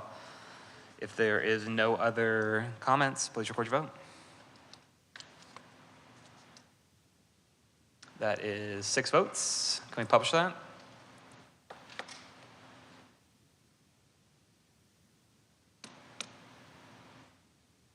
There we go. So that motion fails. Would anyone like to make a secondary? What you got?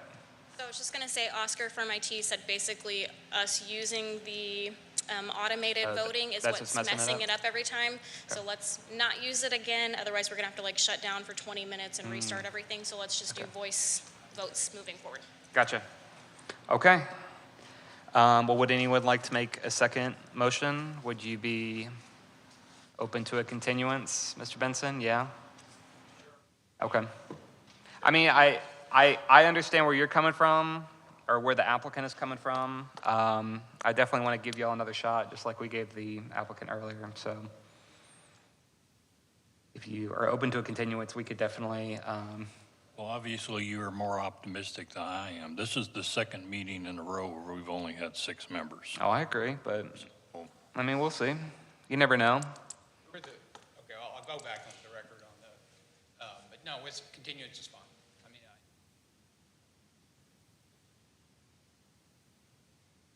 Okay. Well, if anyone would like to make that motion, if they seem fit or see fit to. I'll make a motion to grant a continuance to the September meeting.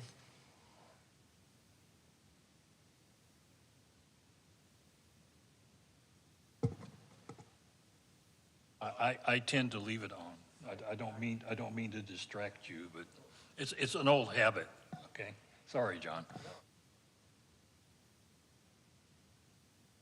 I second. So that is a motion to continue this item to September? Yes. To September from Commissioner McMaster, seconded by Commissioner Carbone. There's no other comment. We're going to do a voice vote real quick. So we'll start on the end with Commissioner Carbone. Aye. Commissioner Hector? Aye. Commissioner Outlaw? Aye. Commissioner McMaster? Aye. Commissioner Hughes? Aye. And I am aye as well. So that is 6 votes in affirmation. This item will be postponed to the September 2025. Chair, can we take a 5-minute recess? Yeah, we can do that. All right, thank you. Cool. So the time is 7:39. We will recess for 5 minutes.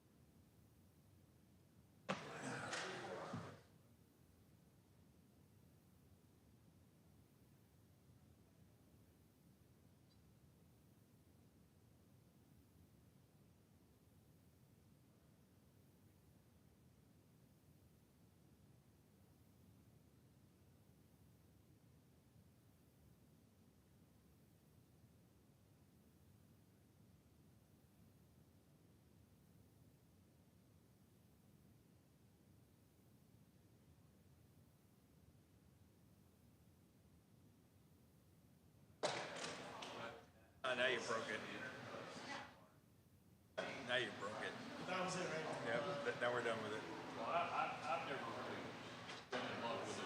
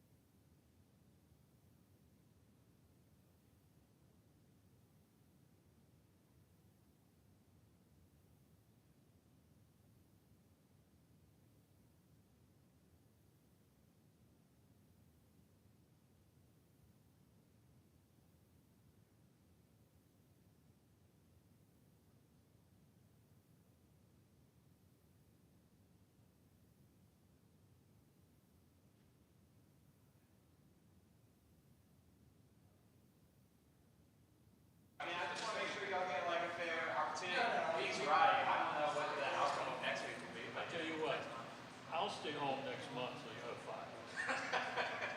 Well, Patrick's going on his cruise. No, I'm gonna be here next month. Oh, that's right. Okay. We'll be here next I'll be here next month. It's 2 months after that. It's the summer. People take time off, right? So we're probably going to have more people show up.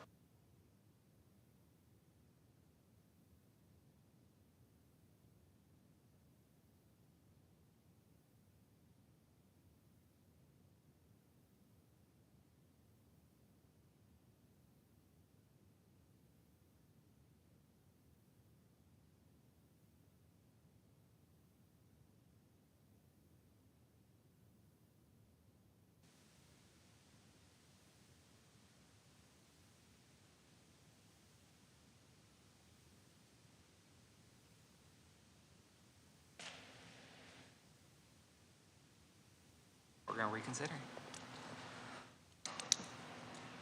All right, the time is 7:43. We're going to reconvene. I believe we're going to reconsider the previous item, PLPDD 20250125, if someone would like to make that motion. Can you explain that? Yeah, so the applicant has requested, if we're going to deny it, they'd rather just deny it and go to council versus wait a month and potentially get denied then, or get recommended now then. So they'd rather just take their denial and go to council. All right, Mr. Chairman, I'll make a motion that we reconsider the previous action to postpone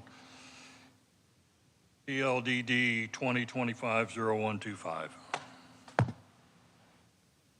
Second, so it's a motion from Commissioner Outlaw, second from Commissioner McMaster to reconsider PLP DD 2025-0125. We're going to do a voice vote. Commissioner Carbone.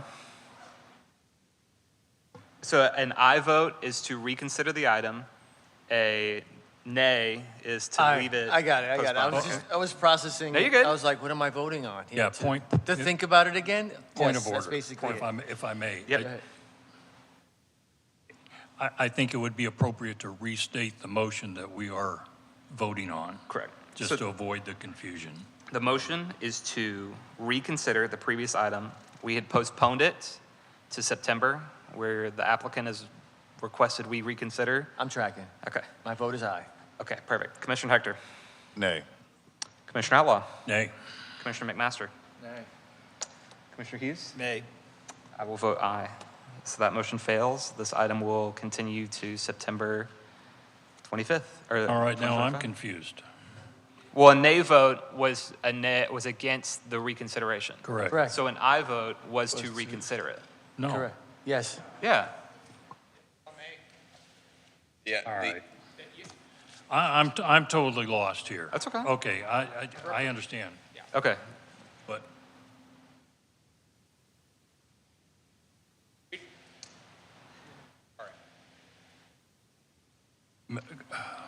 Mr. Chairman, Yes.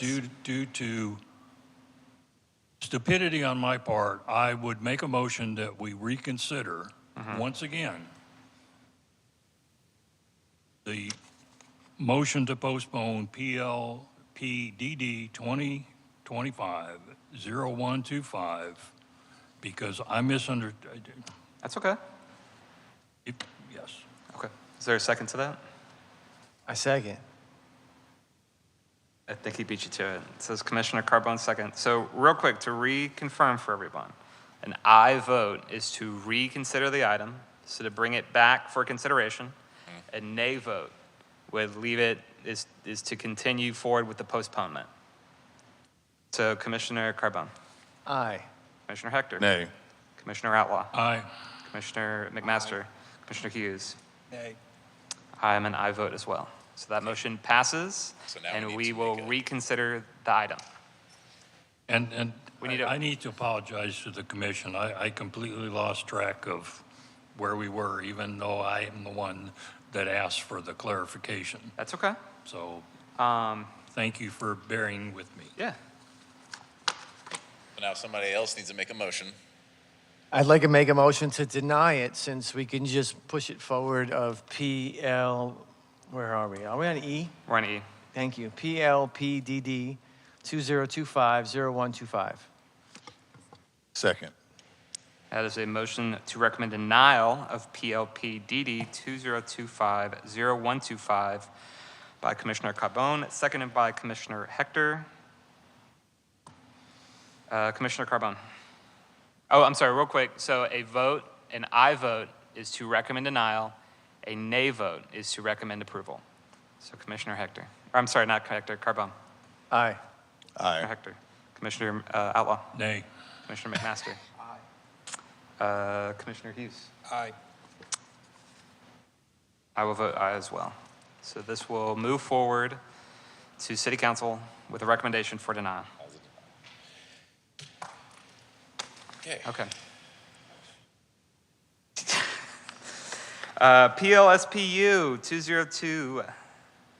202050174. Hold a public hearing and make a recommendation on a specific use permit to allow for a convenience store with gas pumps on approximately 4.2 acres of land located at the intersection of North Greytown Road and IH-10, known as 11185 IH-10 East, Bexar County, property identification number 619232, City of Schertz, Bexar County, Texas.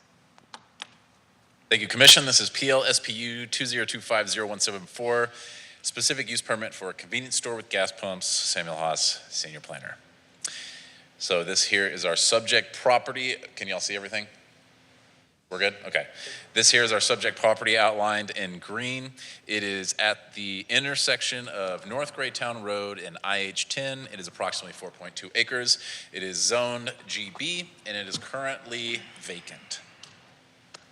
Applicant is requesting a specific use permit to allow a convenience store with covered gas pumps. This property previously had an approved specific use permit. That was approved as ordinance 23S12 on June 20th, 2023. As part of that approval, there was a condition that a building permit needed an approval within 2 years, and that has not happened, so that SUP has expired. The applicant has come back to get a new SUP because that one has previously expired. And so they still intend to do the same thing, which is build a 6,500 square foot convenience store with fuel canopy for both passenger cars and diesel trucks. And this requires an SUP in the general business district. On July 25th, 2025, 4 public hearing notices were sent out. We have received 0 responses, and we have 1 sign that was posted on the property. This is a specific use permit, not a lot there, but it was provided by the applicant. So when evaluating specific use permits, staff looks at UDC section 21511D criteria for approval, whether the proposed zone change, whether the proposed use at the specified location is consistent with policies of the adopted comprehensive land plan or any other applicable adopted plan. The comprehensive plan designates this area as regional corridor. That is intended for multifamily developments, regional destination, big box stores, and other complementary commercial uses. This specific use permit does fit into that complementary commercial uses and is consistent with the comp plan. Number two, the proposed use is consistent with the general purpose and intent of the applicable zoning district.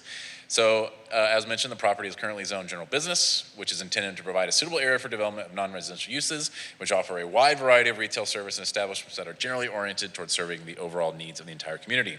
This specific use is consistent with the zoning district. Number three, the proposed use is compatible and preserves the character and integrity of the adjacent developments and neighborhoods. So the surrounding land is mostly vacant. It's adjacent to I-10. The specific use is compatible due to that highway frontage and not a whole lot around it. The proposed use will not adversely affect the overall health, safety, and general welfare of the city. Staff has determined that this SUP would not adversely affect the health, safety, and welfare of the city. Number five, where the other factors are deemed relevant and important in the consideration of the specific use permit, all UDC requirements have been met for this application. Schertz Fire, EMS, and police departments have been notified and have no objections to the request, and this public hearing provides the opportunity to introduce additional considerations. The request is consistent with the comp plan. It does conform with the intent of the general business district and has no adverse impact. Staff is recommending approval of PLSPU 2025-0174. The applicant could not make it today. All right, well, thank you, Sam. This is the public hearing, so we'll go ahead and open it up. It is 7:52. There is nobody here, so it is still 7:52, and we will close the public comment period. Commissioners, any questions, comments? No? Okay. Well, if there's nothing, I'll entertain a motion. I'd like to make a motion to approve PLSPU 2020-50174. I'll second that. That is a motion to recommend approval of PLSPU 2025-0174 by Commissioner Carbone, second by Commissioner McMaster. There's no other comments. We'll go down the row. Commissioner Carbone? Aye. Commissioner Harter? Aye. Commissioner Outlaw? Aye. Commissioner McMaster? Aye. Commissioner Hughes? Aye. I am aye as well. That is a 6-0 vote in affirmation of recommending approval.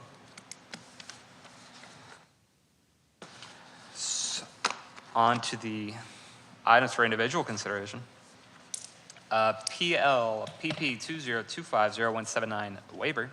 Consider and act upon a request for a waiver in relation to on-site sewer facilities for the preliminary plat of the Greytown Commercial Subdivision, approximately 4.2 acres of land located at the intersection of North Greytown Road and IH-10, known as 11185 IH-10 East, Bexar County Property Identification Number 619232, City of Schertz, Bexar County, Texas.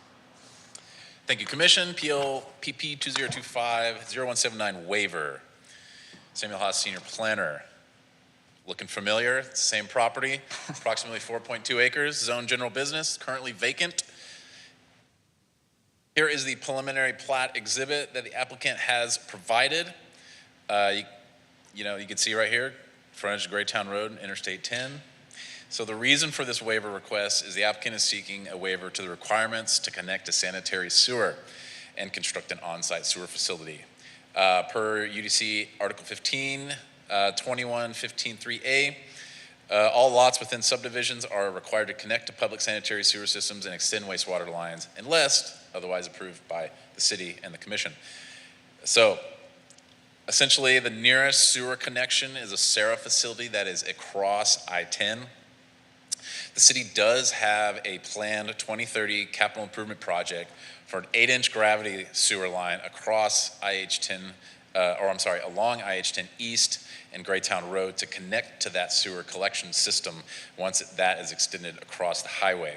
So the engineering has provided a memo that supports the approval with conditions that once that capital improvement project is constructed, that they will have to connect to that, and the developer has to agree to an escrow agreement that would provide some funding for that future connection.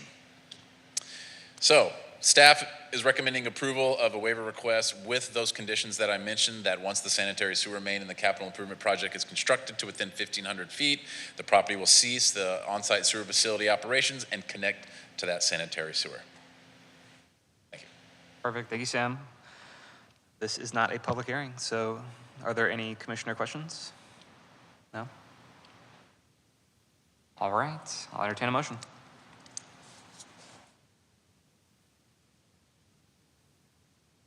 Mr. Chairman, I make a motion that we approve PLPP 2025-0179 waiver.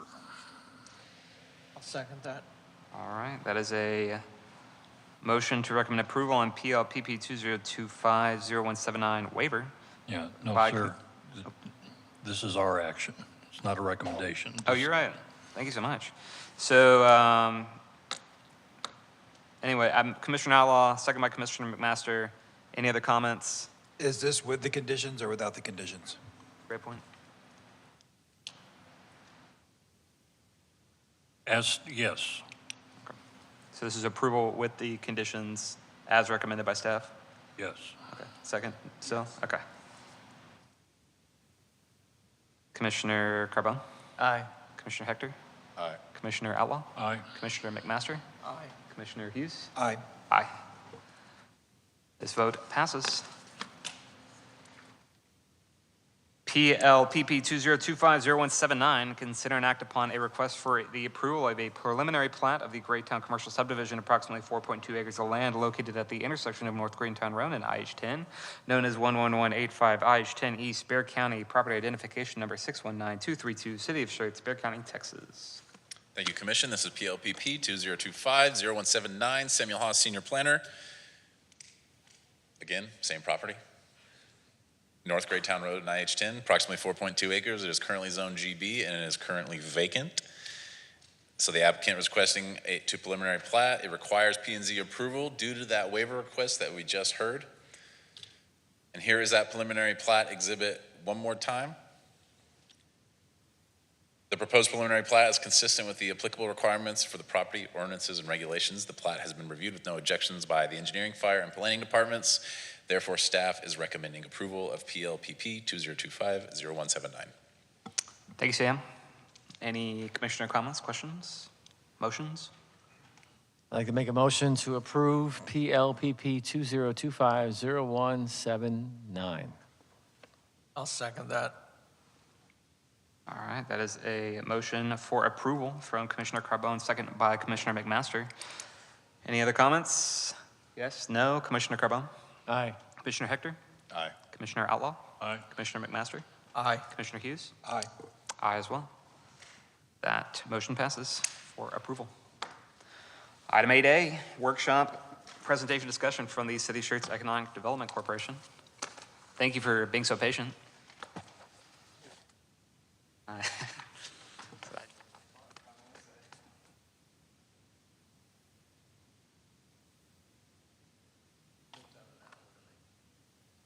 Just advance it, please. Yeah, you can just do it with the some of the arrows. Thank you, Sam Haas.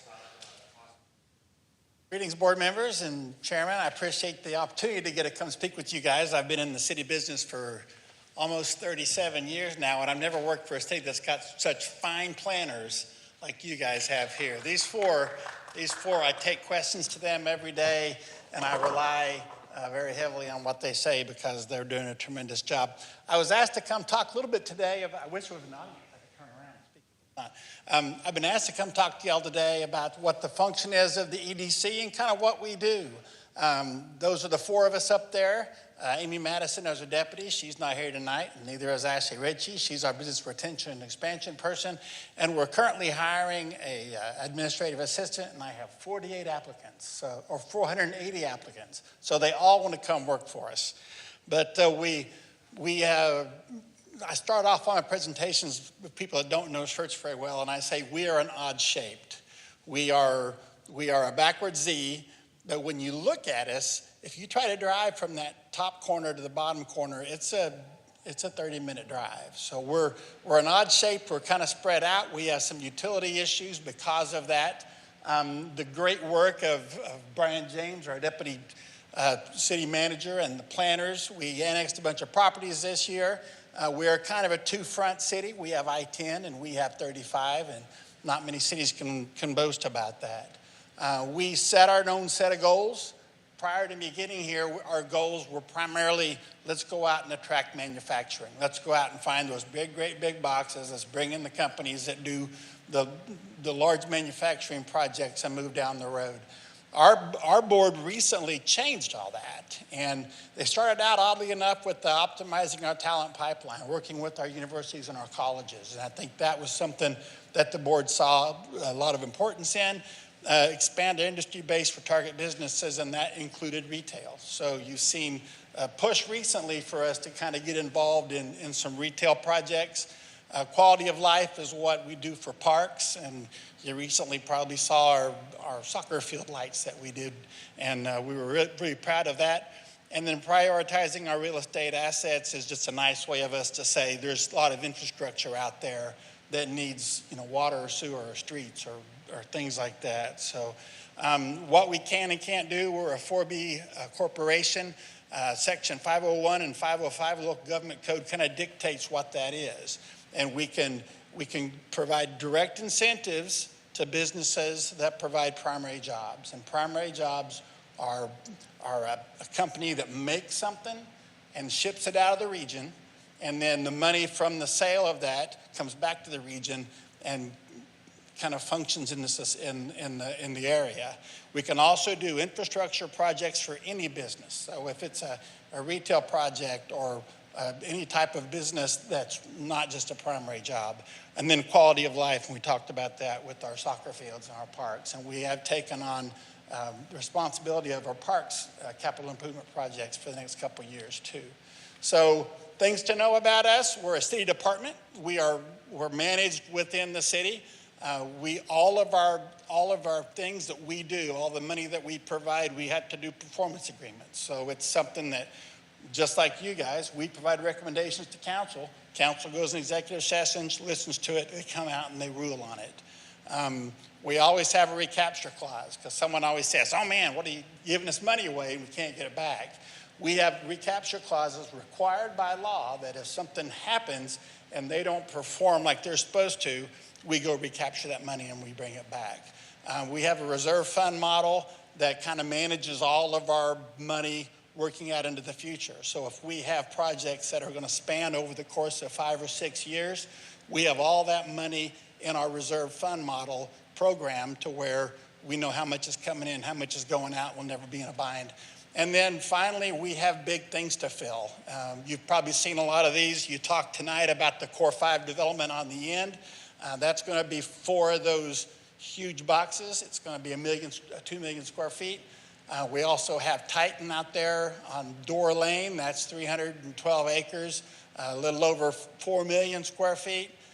The other one up there is on 35 across from the old golf course, and that's called Park 35, and that's going to be 1 million some square feet. So we have a lot of large things that we're trying to fill right now. We have several projects. We have them broken down into projects and contributions. The contributions are what we provide to the city to do projects for them, and the other projects are the ones that we do for businesses to come into the city. I won't go through all of them. I'm just going to briefly talk about a couple of them. This is Core 5. We gave them money for a drainage improvement. This is Freckles. This is a smaller business. It's a Specs liquor store up on 3009. We're going to provide them money for a sewer that they needed. They had to do a bore that they wouldn't have had to do, but they couldn't get a right or an easement from the property owner without boring it. So we're providing them money when it comes to that time. We have 2 Caterpillar projects. Both of those are very sizable. They're a business in a city that we're very proud of. And this is our 3rd. We have had 3 projects with them, and we have 2 of them going right now. We have Project Hydra and Project Aquas. And if you want to know one thing about us, we come up with these crazy names for these things. And then at the end of the day, when it passes, we've got to keep the crazy name tied with what the actual business is. And then when we go to the people in finance, they get upset because they're not really sure what we're doing. But Caterpillar has Aquas and Hydra, And over the course of the next 5 or 6 to 7 years, they're bringing in a next generation project that's going to be a different type of an engine block. The blocks are manufactured here. They're shot over to Seguin. Seguin throws them together, and they go down the road with them from there. It's a good time to talk about this Town Creek sewer line. The EDC stepped up a while back at the city's request to do a funding study to look at what a sewer would be like for the north side of 35. There was a lot of businesses up there that didn't have sewer. There was a lot of vacant land that wouldn't be vacant if it had sewer. So the EDC funded this study to talk about how to get sewer to that entire area. To the left over here is 3009. You probably recognize the Four Oaks Lane down there in the corner. That's where the Walmart is. And then up here on the end is Abbey Road. That's where the last manhole is, and finally that Friesenhahn lift station. So that's the entire watershed. We have 2 projects currently in that watershed that will be funding this study. Boomerang and Lovett, they have 2 businesses on 2252. One's cold storage, and one is just a warehouse distribution, and they're both kind of spec. But what the EDC does is we fund those projects by them building it, meeting certain benchmarks, and then we pay them, we reimburse them for the work that they've done. This will take care of 2252 to Abbey Road, so the most northern portion of it. Then we had a group come along called the East Group, and they currently have some buildings off of Lookout Road, and they want to do more of them. So they're off of 3009 in between the 2 railroad tracks. We have the same agreement with them. They're going to build the remainder of that sewer, and you can kind of see they're going to build from 3009 to 2252. Once they get it built and their business is open, then we'll pay them the money that it took for them to build that. So it's always a reimbursement. They don't get any money until they perform. This is Schertz Station. A lot of people are excited about that. They see a lot of restaurants coming in. They see kind of all the excitement. Typically, we can't do anything for retail, right? But we did some infrastructure for this. We did this roadway, Rips Chrysler, whoever named it, I don't know. We did the roadway itself, which includes water, sewer, sidewalks, curb, gutter, signage. We also did some signage improvements at these 2 intersections of Schertz Parkway and Rips Chrysler, and then 35 and Schertz Parkway. So we did all of those. We paid them back already half of it. They got half of the money when it came time for them to get that roadway accepted. The remainder of the money will come back to them in the equivalent of sales tax produced by the city or produced by their development. The city will maintain the sales tax that they receive. We'll reimburse them with the EDC 4B sales tax money. So the city's never out anything. Las Palapas, this is a great example of a small business that we've worked with. Again, it's a retail project, so we can't direct incentivize a retail project, but we had some water issues that the city didn't require those 2 businesses, that Schertz Bank and Trust and the Mini Mart or convenience store in the corner there, to extend water across. So what we did is we stepped up, and we're going to be funding that entire water line across the front of the Las Palapas. Once they get it accepted by the city, which it's finalized now, we'll pay them back half of the money, and that's for the linear feet from Schertz Bank and Trust and the convenience store. When they open for business, then we give them back the money for the water line that's in front of it, and that's really about half of it. So that's the Johns family, a really good family, known them forever. They're strong supporters of the region, and they came to us for this, and we were happy to do it. We talked about the contributions we make to the city. This is the park CIP. Over the course of the next 4 or 5 years, we've dedicated $12 million to help the parks out. And again, that's money that the taxpayers won't have to go to their pocketbooks for ad valorem. We will pay for that for them out of 4B sales tax, where Yale doesn't have to shoulder the burden for that. So $12.1 million over the course of 4 or 5 years, the soccer field lights, Hilltop Park, and then Community Circle, which is behind us, which is a very exciting project. If y'all haven't seen that, you should watch some of the Parks and Recreation discussion on it, because they've had some long discussions about that. And that's the one down there on the bottom right. Main Street Project 2 is another one that it's some infrastructure that we've pledged some money towards for the Main Street. Of course, you've probably all seen the plans, additional signage, just kind of roadway improvements, roadway facades, some different traffic calming measures that'll make Main Street look a lot nicer. And then finally, Lookout Road, we're going to be doing a lot of work down there. We should have had it done by now. There was a lot of issues with right-of-way right at the corner of Bluebonnet Palace, and then also up on toward Door Lane. Those trucks, when they start making turns, they need more room. So, but if you see from the bottom left picture, if you widen that road out, well, you're going to have to do something with that bridge. So it took a little bit more work on that, but we're hopeful to get that started this year, and Lookout Road should be under construction pretty quickly. I threw this in there. I want you to know that we just don't come out of our pockets with these dollar amounts. I call it, we put the facts and figures in the idea machine, and this thing tells us kind of how much money we should provide back to the business over the course of time. It's a program called Impact Dashboard, and you put the number of jobs, you put the capital improvements, you put over the time what the benefit is, how many jobs there'll be, what's the salaries, and then it gives not just a benefit you can see to the city, but it gives a benefit to the county and the school district also, and it kind of talks about how that will pay itself off as you pay the business off. And I show you guys this. I don't expect you to memorize it or anything, but I just want you to know that we just don't, off the top of our head, we say we're going to just provide them this amount of money, and that's how it works. So where's my Cracker Barrel? And I know that's why I'm here, right? I listened to the meeting when I think Chairman Outlaw said, they can't get my restaurant that I want. And what I can tell you is recently we have taken a big step towards attracting a lot more retail than we have.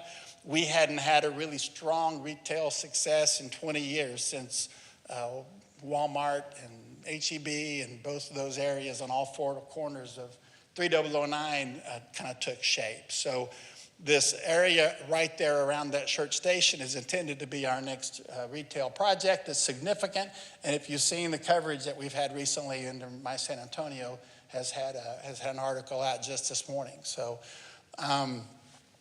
I tell people I can't wiggle my nose like Bewitched and just make a Cracker Barrel show up. All these retailers, they have a group of site selectors that are out here day and night, and that's all they really do for them. They're the retail person, they're real estate individuals, and they go out there and they look for sites. We contract with a group called Retail Coach. We pay them money. They enter the market for us too, and they go try to find retailers that are wanting to come to our region. That's all that they do, so a lot of times they know a little bit more about what's going on with different types of retailers, what their profit margins look like. So we deal a lot with developers, leasing agents, and site selectors. This year was almost, I think it was my 33rd time to go to an ICSC conference. So ICSC is an International Council of Shopping Centers. It's where all the retailers go, and they do a lot of deals there. So if you ask yourselves, well, what can we do as a board on the Planning and Zoning Commission to help with the attraction of these businesses? Friendly UDC and having cooperative practices. And you know, the example I will give you is a lot of these retailers, they're so successful and they're so set in their ways that if they have something come along with their design that's not allowed in your city, they'll go to the next city and find another location, right? We are very fortunate to have these outstanding planners again. I hate to brag on them all the time, but we recently had that same issue with the Tractor Supply Company. I know you guys have all seen some of the work that they've been doing on that with some outdoor storage.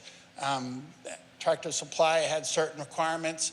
Our UDC kind of didn't allow it exactly. It didn't speak exactly to it. So we rolled our sleeves up. The planners went to work, and they made it work so that Tractor Supply Company could go with that location that they picked. Another neighboring city told them, no, you can't go in that one location. Let's show you two more. And they said, we don't want those locations. And Tractor Supply walked on them.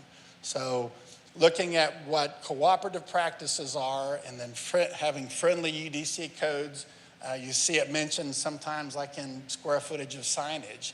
A lot of businesses see a lot of value in the square footage of their signages that they can see from a public right-of-way.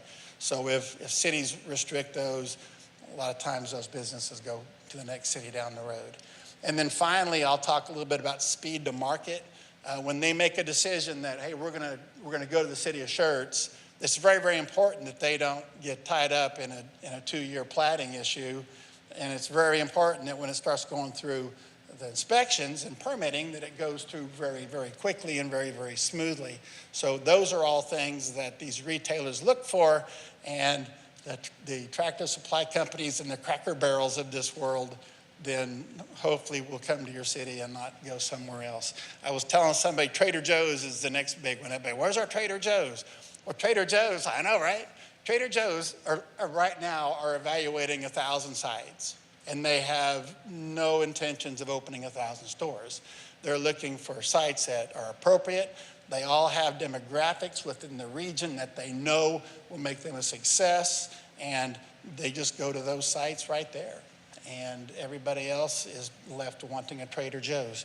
But with that being said, when we went to ICSC this year, I wanted to kind of show you, these are the businesses, the locations that we were kind of barking for. They were all up and down 35. I think what you all saw tonight is the next front is going to be the I-10 area. Once that HEB goes up at that corner, the folks at Core 5 are already trying to market that 20 acres up front to retail. And then it's going to be one continuous shopping center up I-10, hopefully. So if y'all ask what you can do to get you a Cracker Barrel, is to make sure that we save some room up on I-10 where we can have some nice restaurants. So this is my contact information. I tell everybody that's my cell phone, and I've had that cell phone number since I was a patrol sergeant 22 years ago. So everybody calls me on it. And if you have any questions or any other comments, I'd be happy to take them now. But if not, please take my number down and give me a shout, and I'll be happy to visit with you about them. I know there's questions. Commissioner Outlaw, what is your restaurant? He's off for the Cracker Barrel. You got to tell us now. No, I just, that was very lightning. You know, I've kind of had a vague understanding of what economic development does, but that was a lot of good information. Oh, well, thank you. Thank you. I'm just really happy that we've stuck for a long time with the manufacturing side, and I think that I've heard from people in Schertz South and the area that why spend our tax dollars someplace else? And when are we getting our stuff? And they've been like, well, you're on planning and zoning, make it happen. It's like, well, that doesn't work that way, but I'll listen to your concerns. I mean, I know Crossvine has a section 4 that's open that's going to go for commercial. That's their plan. I know with the I-10, when it actually finishes, is going to be a boom for us. And I'm glad to see that we're actually moving towards more retail. We can take the dollars that are earned for the people in the city are used in the city, where we can better help everyone. Yeah, and you know, our 4B sales tax money is a half a penny of every dollar spent comes to us. And the important part is that's not necessarily the residents' money. That's people up and down 35 that stop into Walmart and buy a football and then head back to San Antonio. That's their money for the most part. So we're using the transient dollars coming to our city to buy stuff.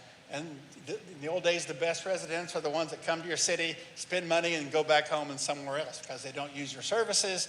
They provide to your economy, and then you can use that money to benefit the residents that do use your services. Sir? I saw on your map for the Schertz station, there was a bunch of names filled in, but then there was also a bunch of areas where there wasn't a name filled in. When can we anticipate the rest of those lots or those storefronts being filled with actual companies? What I will say is you're getting very, very close. I got a recent map from them today. If it's not already leased, if it's on their map and it says leased, that business will be going in there. They have another one for letter of intent. That means they provide a letter of intent to them and they're coming, but they have to go through some hoops first. There's another line that says at lease. So they're in the leasing process going through. There's very few of those businesses out there that say available anymore. The junior anchors on both sides, you know, Home Depot wasn't on that list, but we were sincerely hopeful that it's coming. They were another one that they've been working hard to get the signage appropriate for Home Depot. They require a certain amount of signage. So we as a city have to just kind of weigh that, our needs against the needs of the business. So I just saw something yesterday, and I think it was on Facebook. There were a couple of different posts about Schertz Station, and one of them was kind of a graphic. It showed some that are definite, and then up in the corner they had some we're working on. So it was. There are a lot of those, and I'm not saying misinformation, but they're not solid information. Yeah. And No, this was I don't remember if it was from the city itself or the developer. So yeah. A lot of times their leasing agents kind of put things out too to kind of get synergy and excitement going. And there are a lot of things on there. There used to be a Cold Stone Creamery on there, and then that thing is not there anymore. So I don't know if there was an issue with that. There was a Swigs on there that I know has kind of pulled out. So they're somewhat reluctant to post things on there because, you know, it's easier to get the cat back in the bag sometimes. Well, one more comment, Scott. I don't know who did what, but watching Schertz Station blossom while so much of the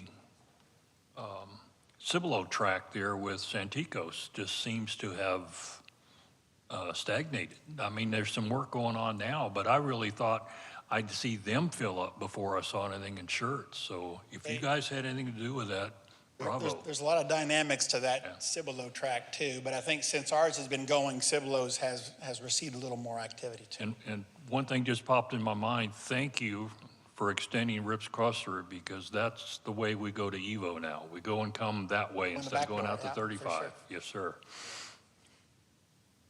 And there's more excitement on that too, because Rip Chrysler is going to continue. It's going to continue all the way down to where it is in our future thoroughfare plan, thanks to our wonderful planners. All right, thank you all very much. Again, this is my phone number. Please scribble it down, because I urge anybody to give me a call anytime, please. I got halfway through it and had to borrow it. Thank you, guys. I appreciate y'all. Thank you, sir. Thank you. Well, all right. We will move on. Item 9A, requests by commissioners to place items on a future planning and zoning agenda. Does anyone have any requests for future items? No? Okay. Any announcements from commissioners? Announcements by city staff? All right. The information of the available projects is available in your packet. If you could fight for a Waffle House, that'd be great. But other than that, that is our meeting. We are adjourned.